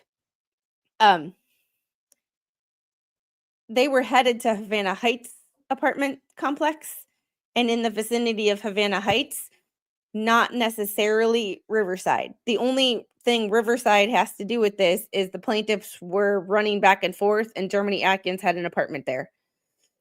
So I kind of see one of their points. Okay. Give me about 20 minutes. They can inform the aunt that the specific person is trespassed from the property, and if she violated, she can face eviction. It's so bizarre. I'm interested to see where this would go because I'm curious for twofold. One, this kid had a bright future, and now he'll still probably have a bright future doing something else, but I personally don't think he'll ever play football again, which is one of the reasons that I want to talk to him, because news reports has said his stated goal is to get back to Florida or get back to football. I don't know if that's true or that's just them writing in wishful thinking. That's one of the reasons that I would like to have a conversation with him, because I am curious. I'm just generally curious. But I want to see on the second face, this happens, and Jeff brought it up earlier. Jeff brought it up earlier where this is not a specific problem to these properties. This happens in Section 8 housing all over the country. And I'm curious to see if this will set a legal precedent for other people, because I can't remember who brought it up in the chat, but I agreed with whoever brought it up. I think it was Gail, that I don't think these apartment complexes think that anybody has the means to sue. Because remember, suing is expensive. So if no one has the means to sue them civilly, they can get away with whatever shit they want because they're not going to get sued because nobody can afford it. It's one of those weird freaking situations, you know? It's catch-22s. Like, you can get sued, but you know you won't get sued because nobody that has the ability to sue you has the means, if that makes sense. It makes sense in my head, but sometimes when it comes out, it sounds funky. Plaintiff alleges there was an August 25th, 2025 shooting that occurred at Havana Heights on the immediate vicinity roadway. Plaintiff does not allege that there was any prior shooting at Riverside's property. Where Riverside is involved is one of the people that was involved in both that August 25th shooting and the August 31st shooting resides at their apartment. Plaintiff alleges that he was driving with family members to a family member's house in Havana, Florida when the shooting took place. Plaintiff does not allege that he was on Riverside's property when he was shot. Plaintiff does not allege that he was ever traveling to or from Riverside's property when he was shot. Does not allege that he was a resident or an invitee of Riverside or he was ever on Riverside's property, which is where I kind of agree.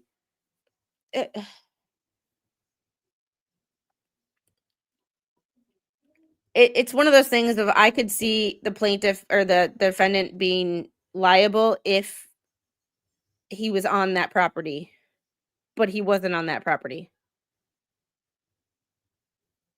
I don't know.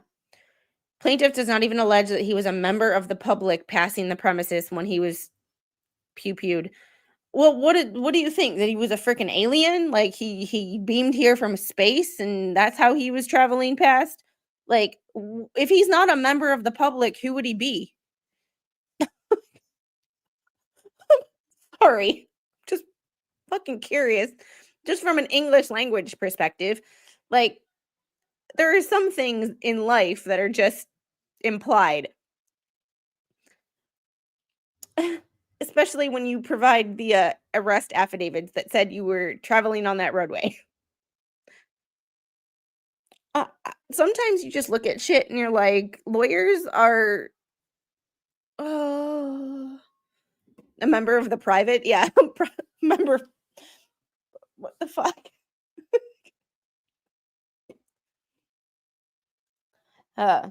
Even under his own bare legal allegations, plaintiff would not qualify as anybody who Riverside owed any duty to whatsoever. No, this is the difference between what legally this is yet another example of which behavior may be ethically, morally, and just fucking shitty, and you're a shitty human being, but your actions are not illegal in this instance. Maybe. I don't know. I'm not a lawyer, but remember, just because it is morally and ethically wrong to most people does not make it illegal. That's the yeah.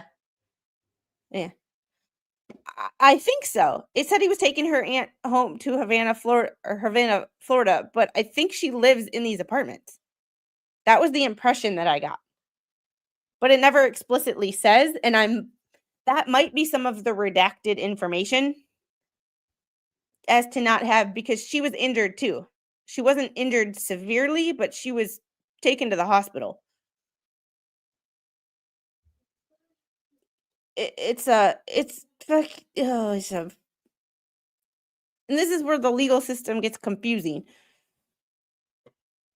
My issue is that for people who can't afford full housing, and we support drug dealers and these violent individuals and tax dollars, I don't disagree with you. I don't disagree with you. I think, and this is the Devil Fan where you and I have agreed before, where people, and we had a little discussion at the beginning of the stream, but where people, when we say we're against certain government programs being taken advantage of, it has nothing to do with the people who actually need it. Everybody in life sometimes needs a hand up or a handout, but it's not meant to be taken advantage of.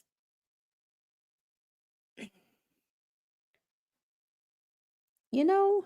And hey, Silver Fox, lurker check in. Good to see you.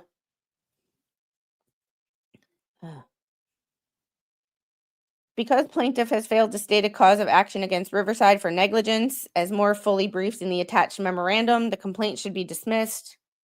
Plaintiff has already had an opportunity to cure his pleadings after being served with the original motion to dismiss. There is just no theory of liability under which Riverside would be liable for this unfortunate incident. Because plaintiff cannot maintain any theory of liability against Riverside, amendment would be futile, and the complaint should therefore be dismissed with prejudice. Wherefore, defendant Riverside requests this honorable court enter a order dismissing plaintiff's amended complaint and awarding such other relief as this court deems just and proper. Motion to dismiss memorandum. It is well settled in Florida that the primary purpose of a motion to dismiss is to allow an initial determination of whether a complaint properly states the cause of action upon which relief is granted. Case law. Case law, case law, case law.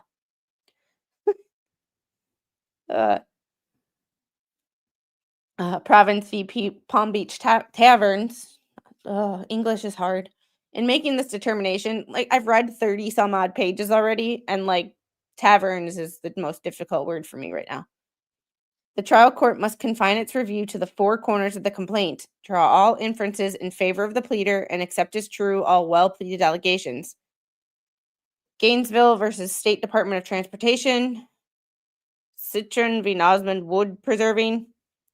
Thus, the question for the trial court to decide is simply whether, assuming all the allegations in the complaint to be true, the plaintiff would be entitled to the relief requested. Where the allegations of the complaint do not establish a legal right to relief, and the ultimate facts, if proven, would not establish a cause of action upon which relief may be granted, a plaintiff's cause of action should be dismissed. Newton v. Davis Transport and Rentals. 1975. Plaintiff has failed to establish one of the basic legal elements of the claim for negligence, that defendant owed any duty of care to the decedent. The mere occurrence of an accident does not, without more, give rise to an inference of negligence. Crawford v. Miller. Therefore, to successfully raise a claim in negligence, a complaint must contain ultimate facts supporting each element of the negligence cause of action. Thus, in order to state a cause of action for negligence, plaintiffs must prove that city owed decedent a legal duty, city breached that duty, the breach approximately caused decedent's injuries and damages. The principal issue in any negligent action is whether the injury resulted from defendant's violation of a legal duty owed to the plaintiff. The threshold question, therefore, is whether defendant had a legal duty to the plaintiff, and if so, the extent of that duty. My thing here is I'm interested to see a response to this from the plaintiffs because of all of the Section 8 stuff and HUD requirements. So if this is just me, like I said, I'm not a lawyer, but I like to research. I'm not great at researching, but I like to ask questions. This is where I would be asking whoever is in charge of research and good at research to look up all requirements to all requirements that are needed for Section 8 housing from a landlord's perspective. All landlord requirements. Because if they are receiving Section 8 housing, they have specific things that they need to abide by. And if they are not abiding by that, I mean, yes, it still might not meet the level to not get this dismissed, but it might raise questions with the government as to why these people are still allowed to be Section 8 housing, and they might be held accountable from a funding perspective. I'm just, yeah. Yeah. Mm. Eh. People who need it need to get it. Others that abuse the privilege need to get a life. Or the people who are literally on TikTok saying, I am on it because I do not want to work. Well, look, I don't want to fucking work either. But here we are. I'm hoping to make enough consistent income with my YouTube channel to not have to get a 9 to 5 when the little goes to school. And I say that because I never want to go, I need to get out of work. The little is sick and I need to pick her up from school. Can I get out of work? She's not feeling well. She has a fever this day. Instead, if I make enough money working for myself, which is the goal, that I can go, hey guys, I can't stream today. The little is sick. Or the little has a dance recital. I won't be able to stream on Tuesday night. Like that kind of a situation. I never want to be responsible. But, oh, that would be awesome. Obviously, redacted personal information, please. If you don't, I will. But that would be amazing. Because I've never, I don't know. Would you consider barracks Section 8? Because I mean, it's kind of the same thing. Wish I had a 9 to 5 sometimes. Yeah, I'm not gonna lie. Some days I'm like this morning, I was like, I need to edit. I need to get out. I need to do this. I have 4 loads of laundry to fold. Like I have to edit my video still. I just can't, and I need to get out of this house. However, you know, eh, it's kind of a situation like that. All right, whether a duty exists is a question for the court. Exxon Valdez. In order for a duty to arise, there must be some relation or nexus from which it flows a legal duty. I mean, they are citing a lot of case law. Like I said, we've seen people before where they cite case law that doesn't actually exist. I mean, hey, Malin. We had power cut. We had a power cut. So, you can start over again, please. Nice try. I love you, but I'm not doing that again. Barracks are Section 9. Yeah. The absence of a foreseeable zone of risk means that the law imposes no legal duty on a defendant, therefore defeats the negligence claim. Riverside is not liable for someone completely foreign to its property being shot on a public roadway over which it has no ownership, possession, or control. Unfortunately, I agree with this. The basic premise of it. However, if it's found out or discovered that his aunt lived on that property and they were heading towards that property, they just didn't make it, I could totally see a change in that. But I don't know. Under Florida law, where a defendant in a premises liability matter does not have possession control of the premises, there can be no liability. Premises liability is not predicated on ownership of the property. Instead, the duty to protect others from injury resulting from a dangerous condition on the premises rests on the right to control access to the property. And I'm just skipping the names of these cases because one, we don't really care, and two, it takes time. Holding that a landlord who has surrendered control of access to the property entirely to a tenant was not liable for failure to protect an invitee from a dangerous condition. The crux of the cause of action for premises liability is not legal title or ownership, but the failure of a person who is in actual possession and control, be it the owner, an agent, lessee, construction contractor, or other possessor with authority and control, to use due care to warn or to exclude licensees and invitees from areas known to the possessor to be dangerous because of operation activities or conditions. This one, I don't think that is, maybe I'm just interpreting that paragraph wrong, but I don't think I don't think that this lawyer should have put this in here. Because it doesn't help your case. In fact, only time a party other than an owner will be held to a duty of care to a third person for premises liability is when that party exercises control or implied authority over a piece of property, and by inviting people to utilize the property in a particular manner. I don't know if I would have put that one either, because that can be interpreted two different ways. Yeah.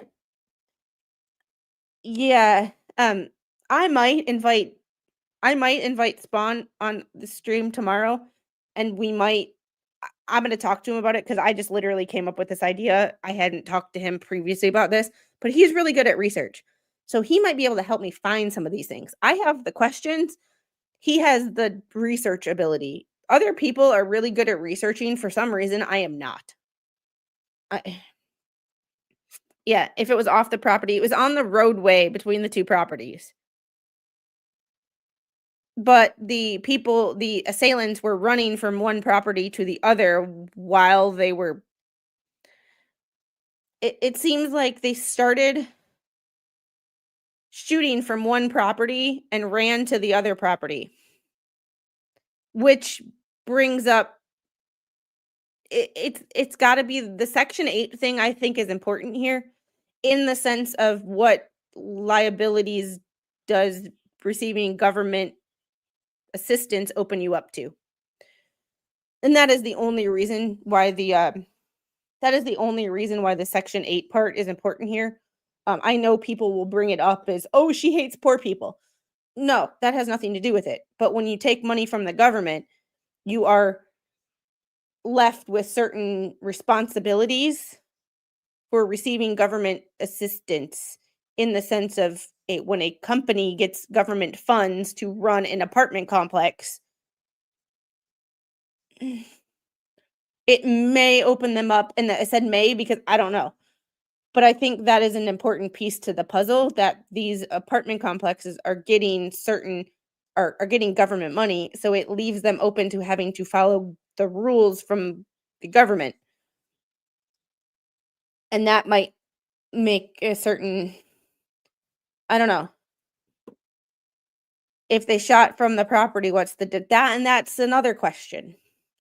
This is,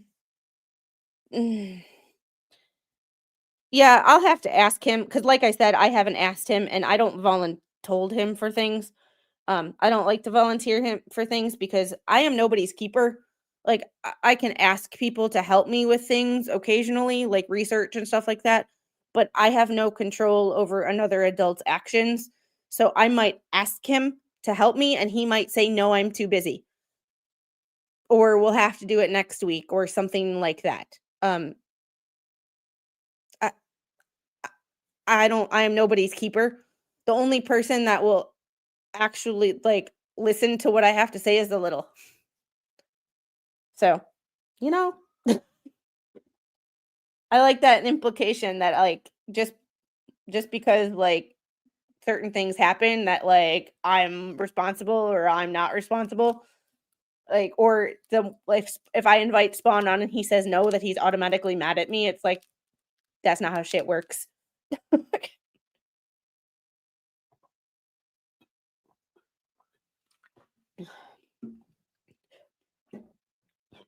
Running between property doesn't matter. It's like saying it's the neighborhood. Yeah, but I'm wondering if because they were on that property when they fired. Like, if they were in the road when they fired, totally not liable, but they were on that property. I'm just one like I said, I'm not sure. These are questions. But until I either see a legal writing, a filing or something, or a law or a PDF from the government, from a government website or something, these are just questions. And like I said, if y'all haven't figured out by now, like some of the questions that I ask, I don't have the answers to. I don't know the answers to. I don't act like I know the answers to. I literally ask questions. Hey, Mary. City dweller with no clue. Well. All right. This holding is consistent with other Florida case law holding that the possessor of a premises does not owe a duty to provide security for the benefit of those present on an adjacent premises. Riverside does not owe a duty to provide security for the benefit of those present on the adjacent roadway of a neighboring street on which Riverside Apartments does not have possession or control. Yeah. Daly versus Denny's addresses this issue head on. In Daly, the plaintiffs exited a Denny's restaurant, walked to her vehicle, and parked in the Denny's parking lot. Upon entering her vehicle, she was shot by one of two assailants who had previously been loitering in the adjacent Super 8 motel parking lot owned by Capri. The plaintiff alleged that the parking lots of Capri's Super 8 motel and Denny's were designed adjacent to each other to encourage customer crossover traffic between the two businesses, and that both Denny's and Capri were negligent based on a number of prior armed robberies, assaults, and other criminal acts. As a result, this is where freaking proofreading. I hate lawyers. Y'all are supposed to be smarter than us. Y'all are supposed to have freaking extensive degrees, and you can't fucking proofread. I'm sorry. Like, I get annoyed by this, but like, I have a hard enough time reading as it is, let alone when you make stupid mistakes. Hired a security guard. However, the guard shift did not begin until approximately 1 hour after the incident occurred. Capri filed a motion to dismiss, alleging that it had no duty to protect Miss Daly because inter alia, the crime act was committed off Capri's property. I'm sorry, I get annoyed with lawyers, but one, I really, really hate lawyers. Or no, it's not limited to lawyers. It's doctors, it's anybody with an advanced degree that is supposed to be smarter than me and makes stupid fucking mistakes and looks like an idiot. Like, aren't y'all supposed to be smarter than us? Like, yeah, well, English is my only fluent language right now, and I can't even do that. Like, English is not your first language. English is my first language and back to being my only language. Do I have a bruise under my left arm? No. I don't think so. I have a bunch of fat under my left arm, but no, it's probably just the lighting. It is an interesting case, though. It is an interesting. Yeah, and that's the thing. Like, I will cover cases that aren't very popular, and they're like, I don't get a lot of views from them, but they're fucking interesting to me. Like, they're so interesting to me. And that's the thing. Like, I like having streams where there's like 150, 200 people in chat. I love it. It's fun. There's a lot of people. But at the same time, like, I like talking about things that I like to talk about and I find interesting. And sometimes those aren't always the most dramatic and, I mean, it would be cool if I could get, if I could talk to him on a stream or like on a video and upload the video. That would be cool as hell. That's never gonna happen, but that would be cool as hell. Cause that would be like I'd be fangirling. According to the all right. In affirming dismissal, appellate court explained under the common law there was no duty to prevent the misconduct of our third persons. And I kind of see this. You can't be responsible for other people's actions that you don't have control over. Like a certain person can't be responsible for other people's actions that just because they watch their stream. You know? A lot spoken, but very little answers. Yes. Makes you wonder if they're as smart as they're supposed to be, yet have no knowledge about spell check programs. Well, it's not even spell check, it's proofreading, because this is still probably a word, so it wouldn't fall under spell check, because, or if Capri always goes under spell check, or always has the little red squiggly line, then this would too. So spell check is not really, it wouldn't really apply unless you went in and like checked that word and said approve this word, and then it would change it. But you also have to be skilled on how to use it. You know? Oh yes, I do too. But also this goes into everything is connected. Everything is connected. Malin, I don't have it on these ones because these are Florida documents. These are free. So anything that I don't have to pay for, like whatever, like these documents are from a Gadsden County, Florida. So I didn't pay for these. So if someone steals them, it's what I pay for that I'm like, if I give someone permission, because I've given people documents before. I have no problem with giving people documents if they ask me for them. If you steal them from me, that's when I have a problem. Yeah, I've been here all of 5 minutes and this case makes you think. Yeah, it really does. Because this case, I'm interested in cases not only that are just interesting to begin with and that involve interesting people, but have this situation is not limited to Florida. This is a Section 8 issue nationwide. And it kind of goes to that hot topic of government assistance programs right now. Which makes it kind of really interesting in more than one way. Sorry, the missus just threw the lease out last week. No worries. Yeah. Yeah, I didn't. Yeah. I read the Fletcher boy. I read the denial of the appeal request and the decision. I have to go back and check see if anything else is there, but host picker, you're funny. Accordingly, the court held that Capri was not liable for 3 reasons. It did not own the weapon that injured the plaintiff, tortious conduct did not take place on its property, and 3, it had no connection with the tortfeasors. Because none of the 3 exceptions applied as a matter of law, Capri did not owe a duty to the person who was injured off its property. Notably, Daily Court commented the plaintiff did not cite, nor could the court find any case which would extend the law of the landowner's liability to conduct occurring off the property. In fact, in a special occurrence, Judge Gross explained that the holding was consistent with general laws in most other jurisdictions. Judge Gross, why do I know him? Why do I know that name? Does anybody remember a case he's been on? Section 8 is government assistance for housing. Low-income housings, it's just the section of the law is the 8th section, so it's Section 8.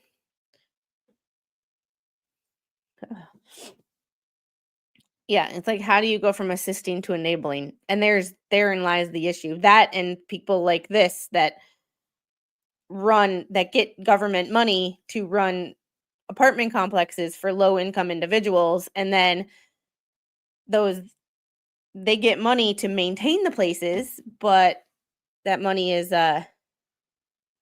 not going not it's not maintained very well. And there's a lot of um yeah, Gross is involved in Hales. Okay, interesting.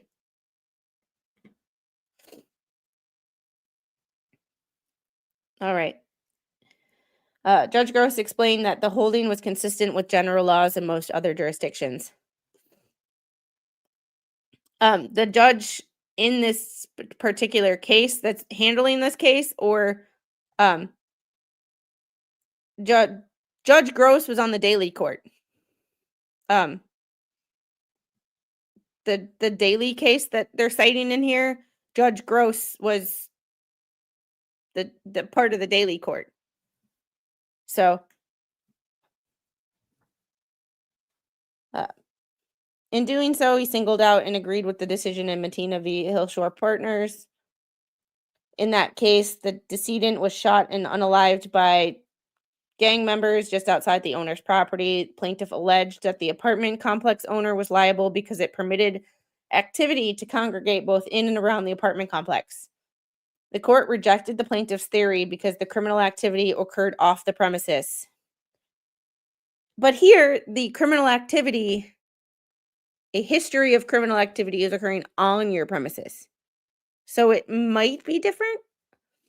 This is where the judge's decision will be fascinating, and we will be keeping up with this case, both from the criminal and the civil side.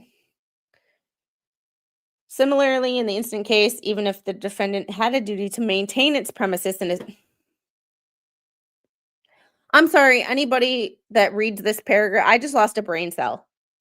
Similarly, in the instant case, even if defendant had a duty to maintain its premises in a safe condition, they just admitted that they don't keep their premises in a safe condition and they don't care. Am I interpreting that right? Please, somebody in the chat, or if you're reading or if you're watching this on replay crew, please put the timestamp 212 and tell me what you think of that statement, because holy crap.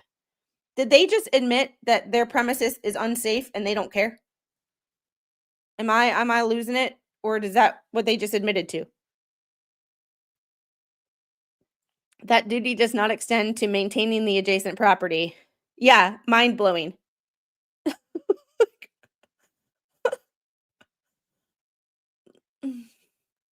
Yeah, this one is exactly intriguing, Twid, because it may turn into a case law for public housing responsibility towards safety. And honestly, that might be the intent. That they might know, and they might have told Ethan that this case may go nowhere.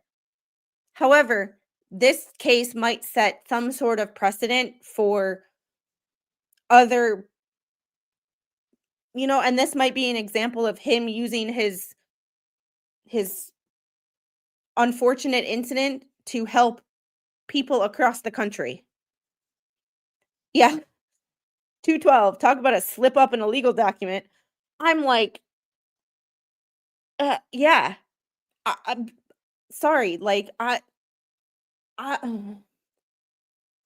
gonna read this one more time, just for the mind-blowing what the hell. Similarly, in the instant case, even if defendant had a duty to maintain its premises in a safe condition, that duty does not extend to maintaining the adjacent property, the public street over which it has no control. I agree with not maintaining the street.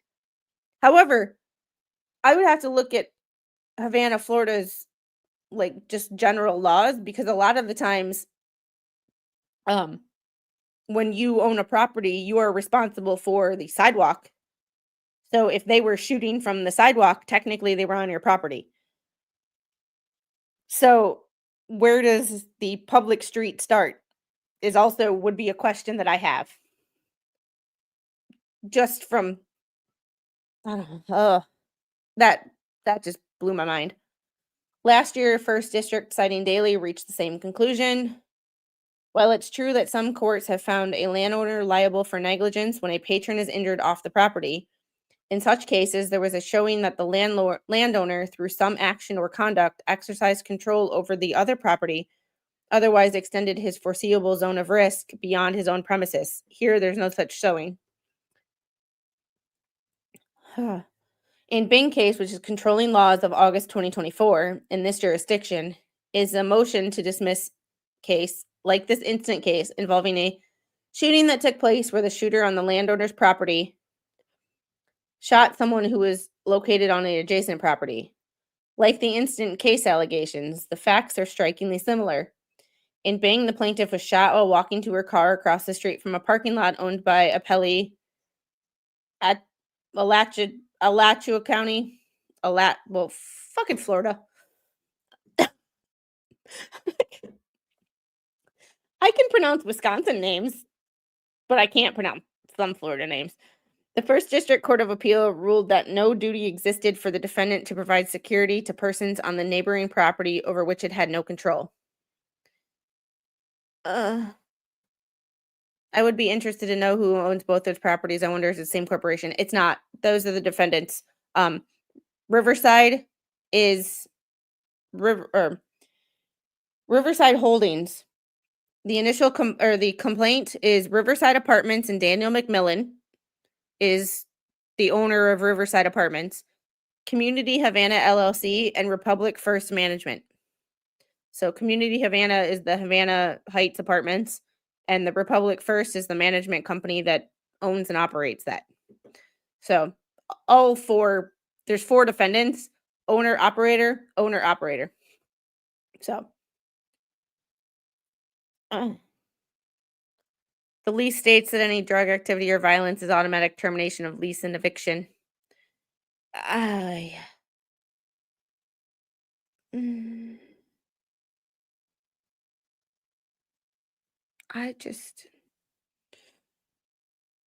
What? What? I'm having a who moment?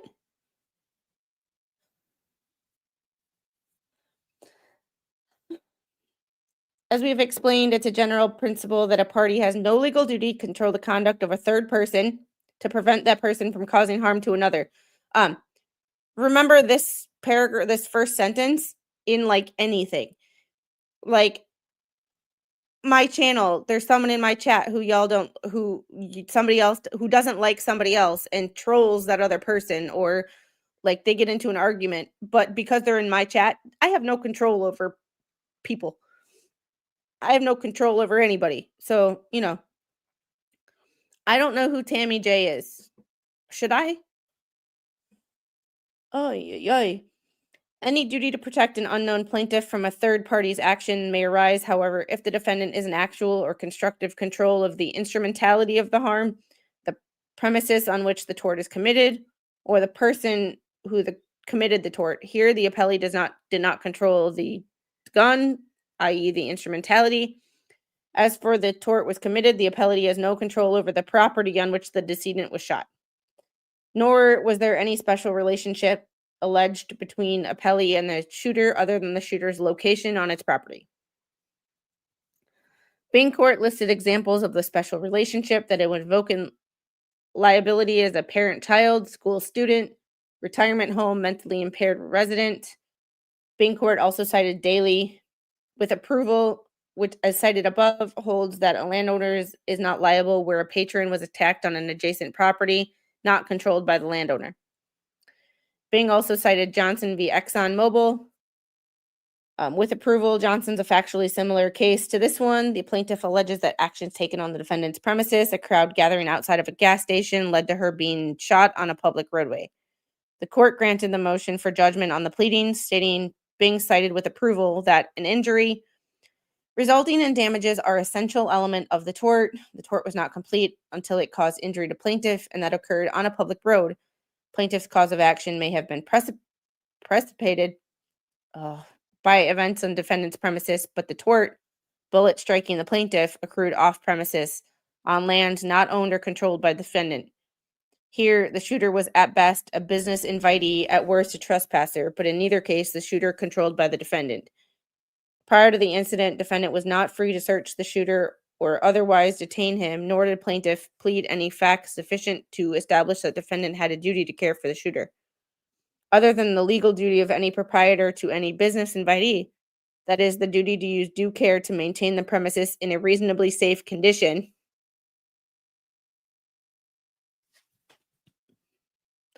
Okay, let's oh, she does have I do remember that name though, in the sense that that person did get a gifted membership to my channel. Yeah. It so he's citing this Bing case, and that says that is the duty to use due care to maintain a premise in a reasonably safe condition. With that being said, is a tenant who has a lease at an apartment complex comparable to a business invitee that the duty to use due care to maintain the premises in a reasonably safe condition? You really got to read what you cite and make sure that you don't contradict your own prior statements. While it's tragic that a decedent was shot and killed, under Florida law, her estate cannot seek redress from this defendant solely because the criminal stood on the defendant's premises when the fatal shot was fired. But I think that case will get this dismissed for at least this defendant. Here, there's no allegation that Riverside had any right to possession or control over the premises where plaintiff was injured. Plaintiff owns amended complaint makes it clear that he was shot while driving on a different street from the street address of Riverside Apartments. Plaintiff does not and cannot allege that Riverside had a right to possession or control of a public street. Plaintiff has not alleged that he was an invitee, licensee, or trespasser on Riverside's property. In a last-ditch effort to rope Riverside Apartments into this lawsuit, plaintiff alleges that Riverside has a duty to members of the public passing the premises, without even alleging plaintiff ever passed the premises. Even under the erroneous premises, well, he had to have passed the premises in order to be shot passing the premises. If fucking common sense.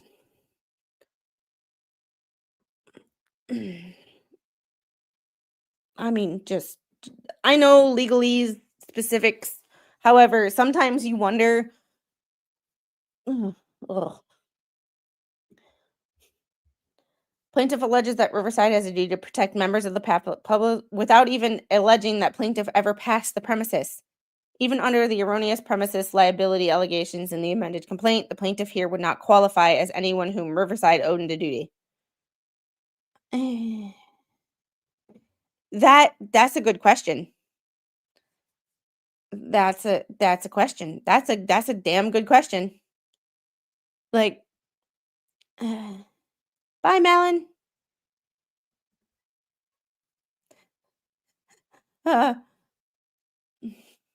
Plaintiff has alleged that Riverside created a zone of risk by operating an apartment complex that allegedly resulted in plaintiff who has nothing to do with the complex and was never there to be shot in a public roadway adjacent to the different apartment complex. Can we take this? Can we turn this down just a little bit? It's okay. Ow. That hurt. Come here, boo. Okay, bye. You don't want to come on my lap? Okay, bye.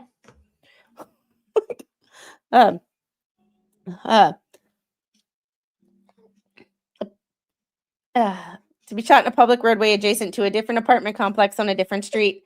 This theory of liability simply cannot stand. Hold on. Oh, you're good. We gotta change. Yep, we'll change your diaper in just a minute, okay? Yeah, come on. Oh, mommy is almost done, and then we will go. All right. I love you. I love you. I love you. Oh, sweet baby, you're tired. Are you tired? Yeah. No, not tired at all.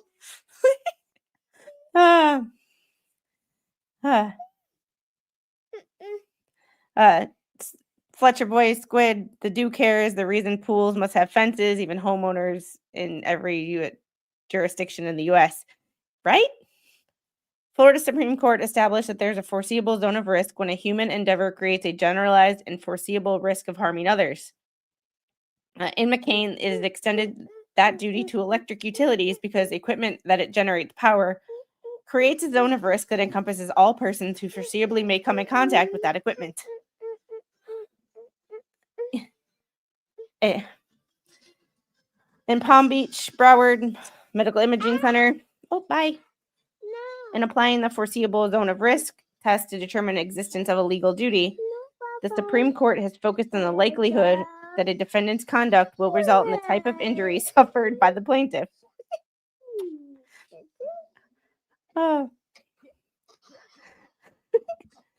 The aspect of foreseeably requires a court to evaluate whether the type of neglect act involved in a particular case has so frequently previously resulted in the same type of injury or harm in the field of human experience. The same type of result may be expected again. Pinkerton Hayes, the Bing court likewise examined a zone of risk argument. Zone of risk. In holding there was no foreseeable zone of risk, Bing cited Daly and Johnson, described above. Now they're just repeating themselves. Negligently advising a patron to park in a nearby lot where she was assaulted stated the cause of action. No cause of action against owner of a motel adjacent to a parking lot where a patron was attacked.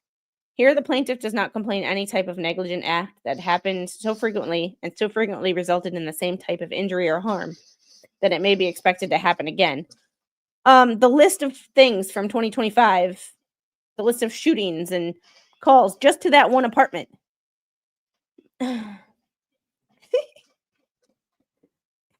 You're drinking a vote. You wanna be Cindy Lou Who?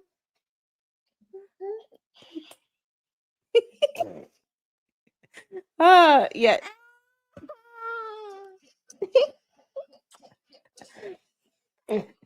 Hey.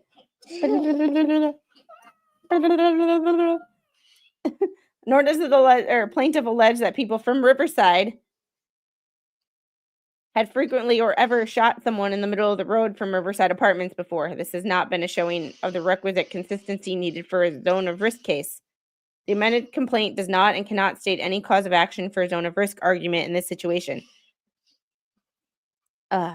Daly, Johnson, and Bing, they're obviously controlling on this situation and these allegations. All three cases are cited with approval by the First District Court of Appeal. Last year in Bing, there simply cannot be liability in a property owner for someone on another property and not under the defendant's control to be shot. Here, Mr. Pritchard was in a very unfortunate and tragic situation. While driving down the street, he was shot by unknown assailants in an alleged case of mistaken identity. However, his counsel has not sued those unknown assailants. They have sued, among others, Riverside Apartments LLP for the proposition that it's responsible for the safety of the members of the passing public. There is no case in Florida history that extends such a duty or holds any property owner liability under these circumstances. This should not be the first case to do so. This might be the first case to do some things. Sounds like the property has a bunch of snipers on lease. You know, it's good. I've been dating an attorney almost 10 years. At least once a month, I attend happy hours with her federal attorneys. They're not likable people.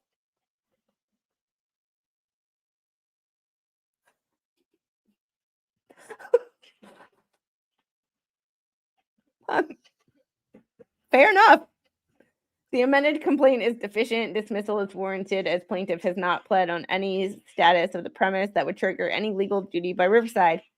The last question is whether plaintiff could amend his complaint in order to allege a duty that Riverside would have to the plaintiff. Here he cannot.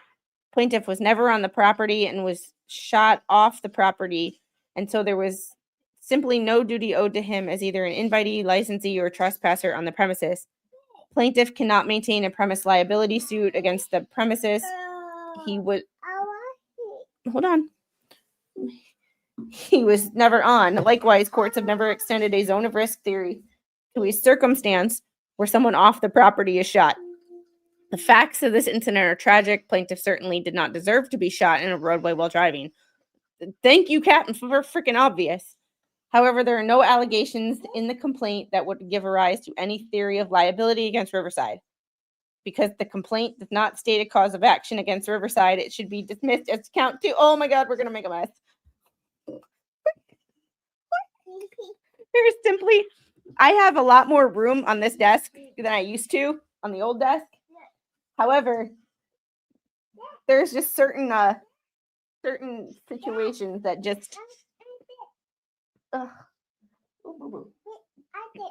gonna make a mess. All right, guys. That is Zachary Brewer. What the hell kind of email is that? Cohen and Peter Friend. Yeah. Okay, bye.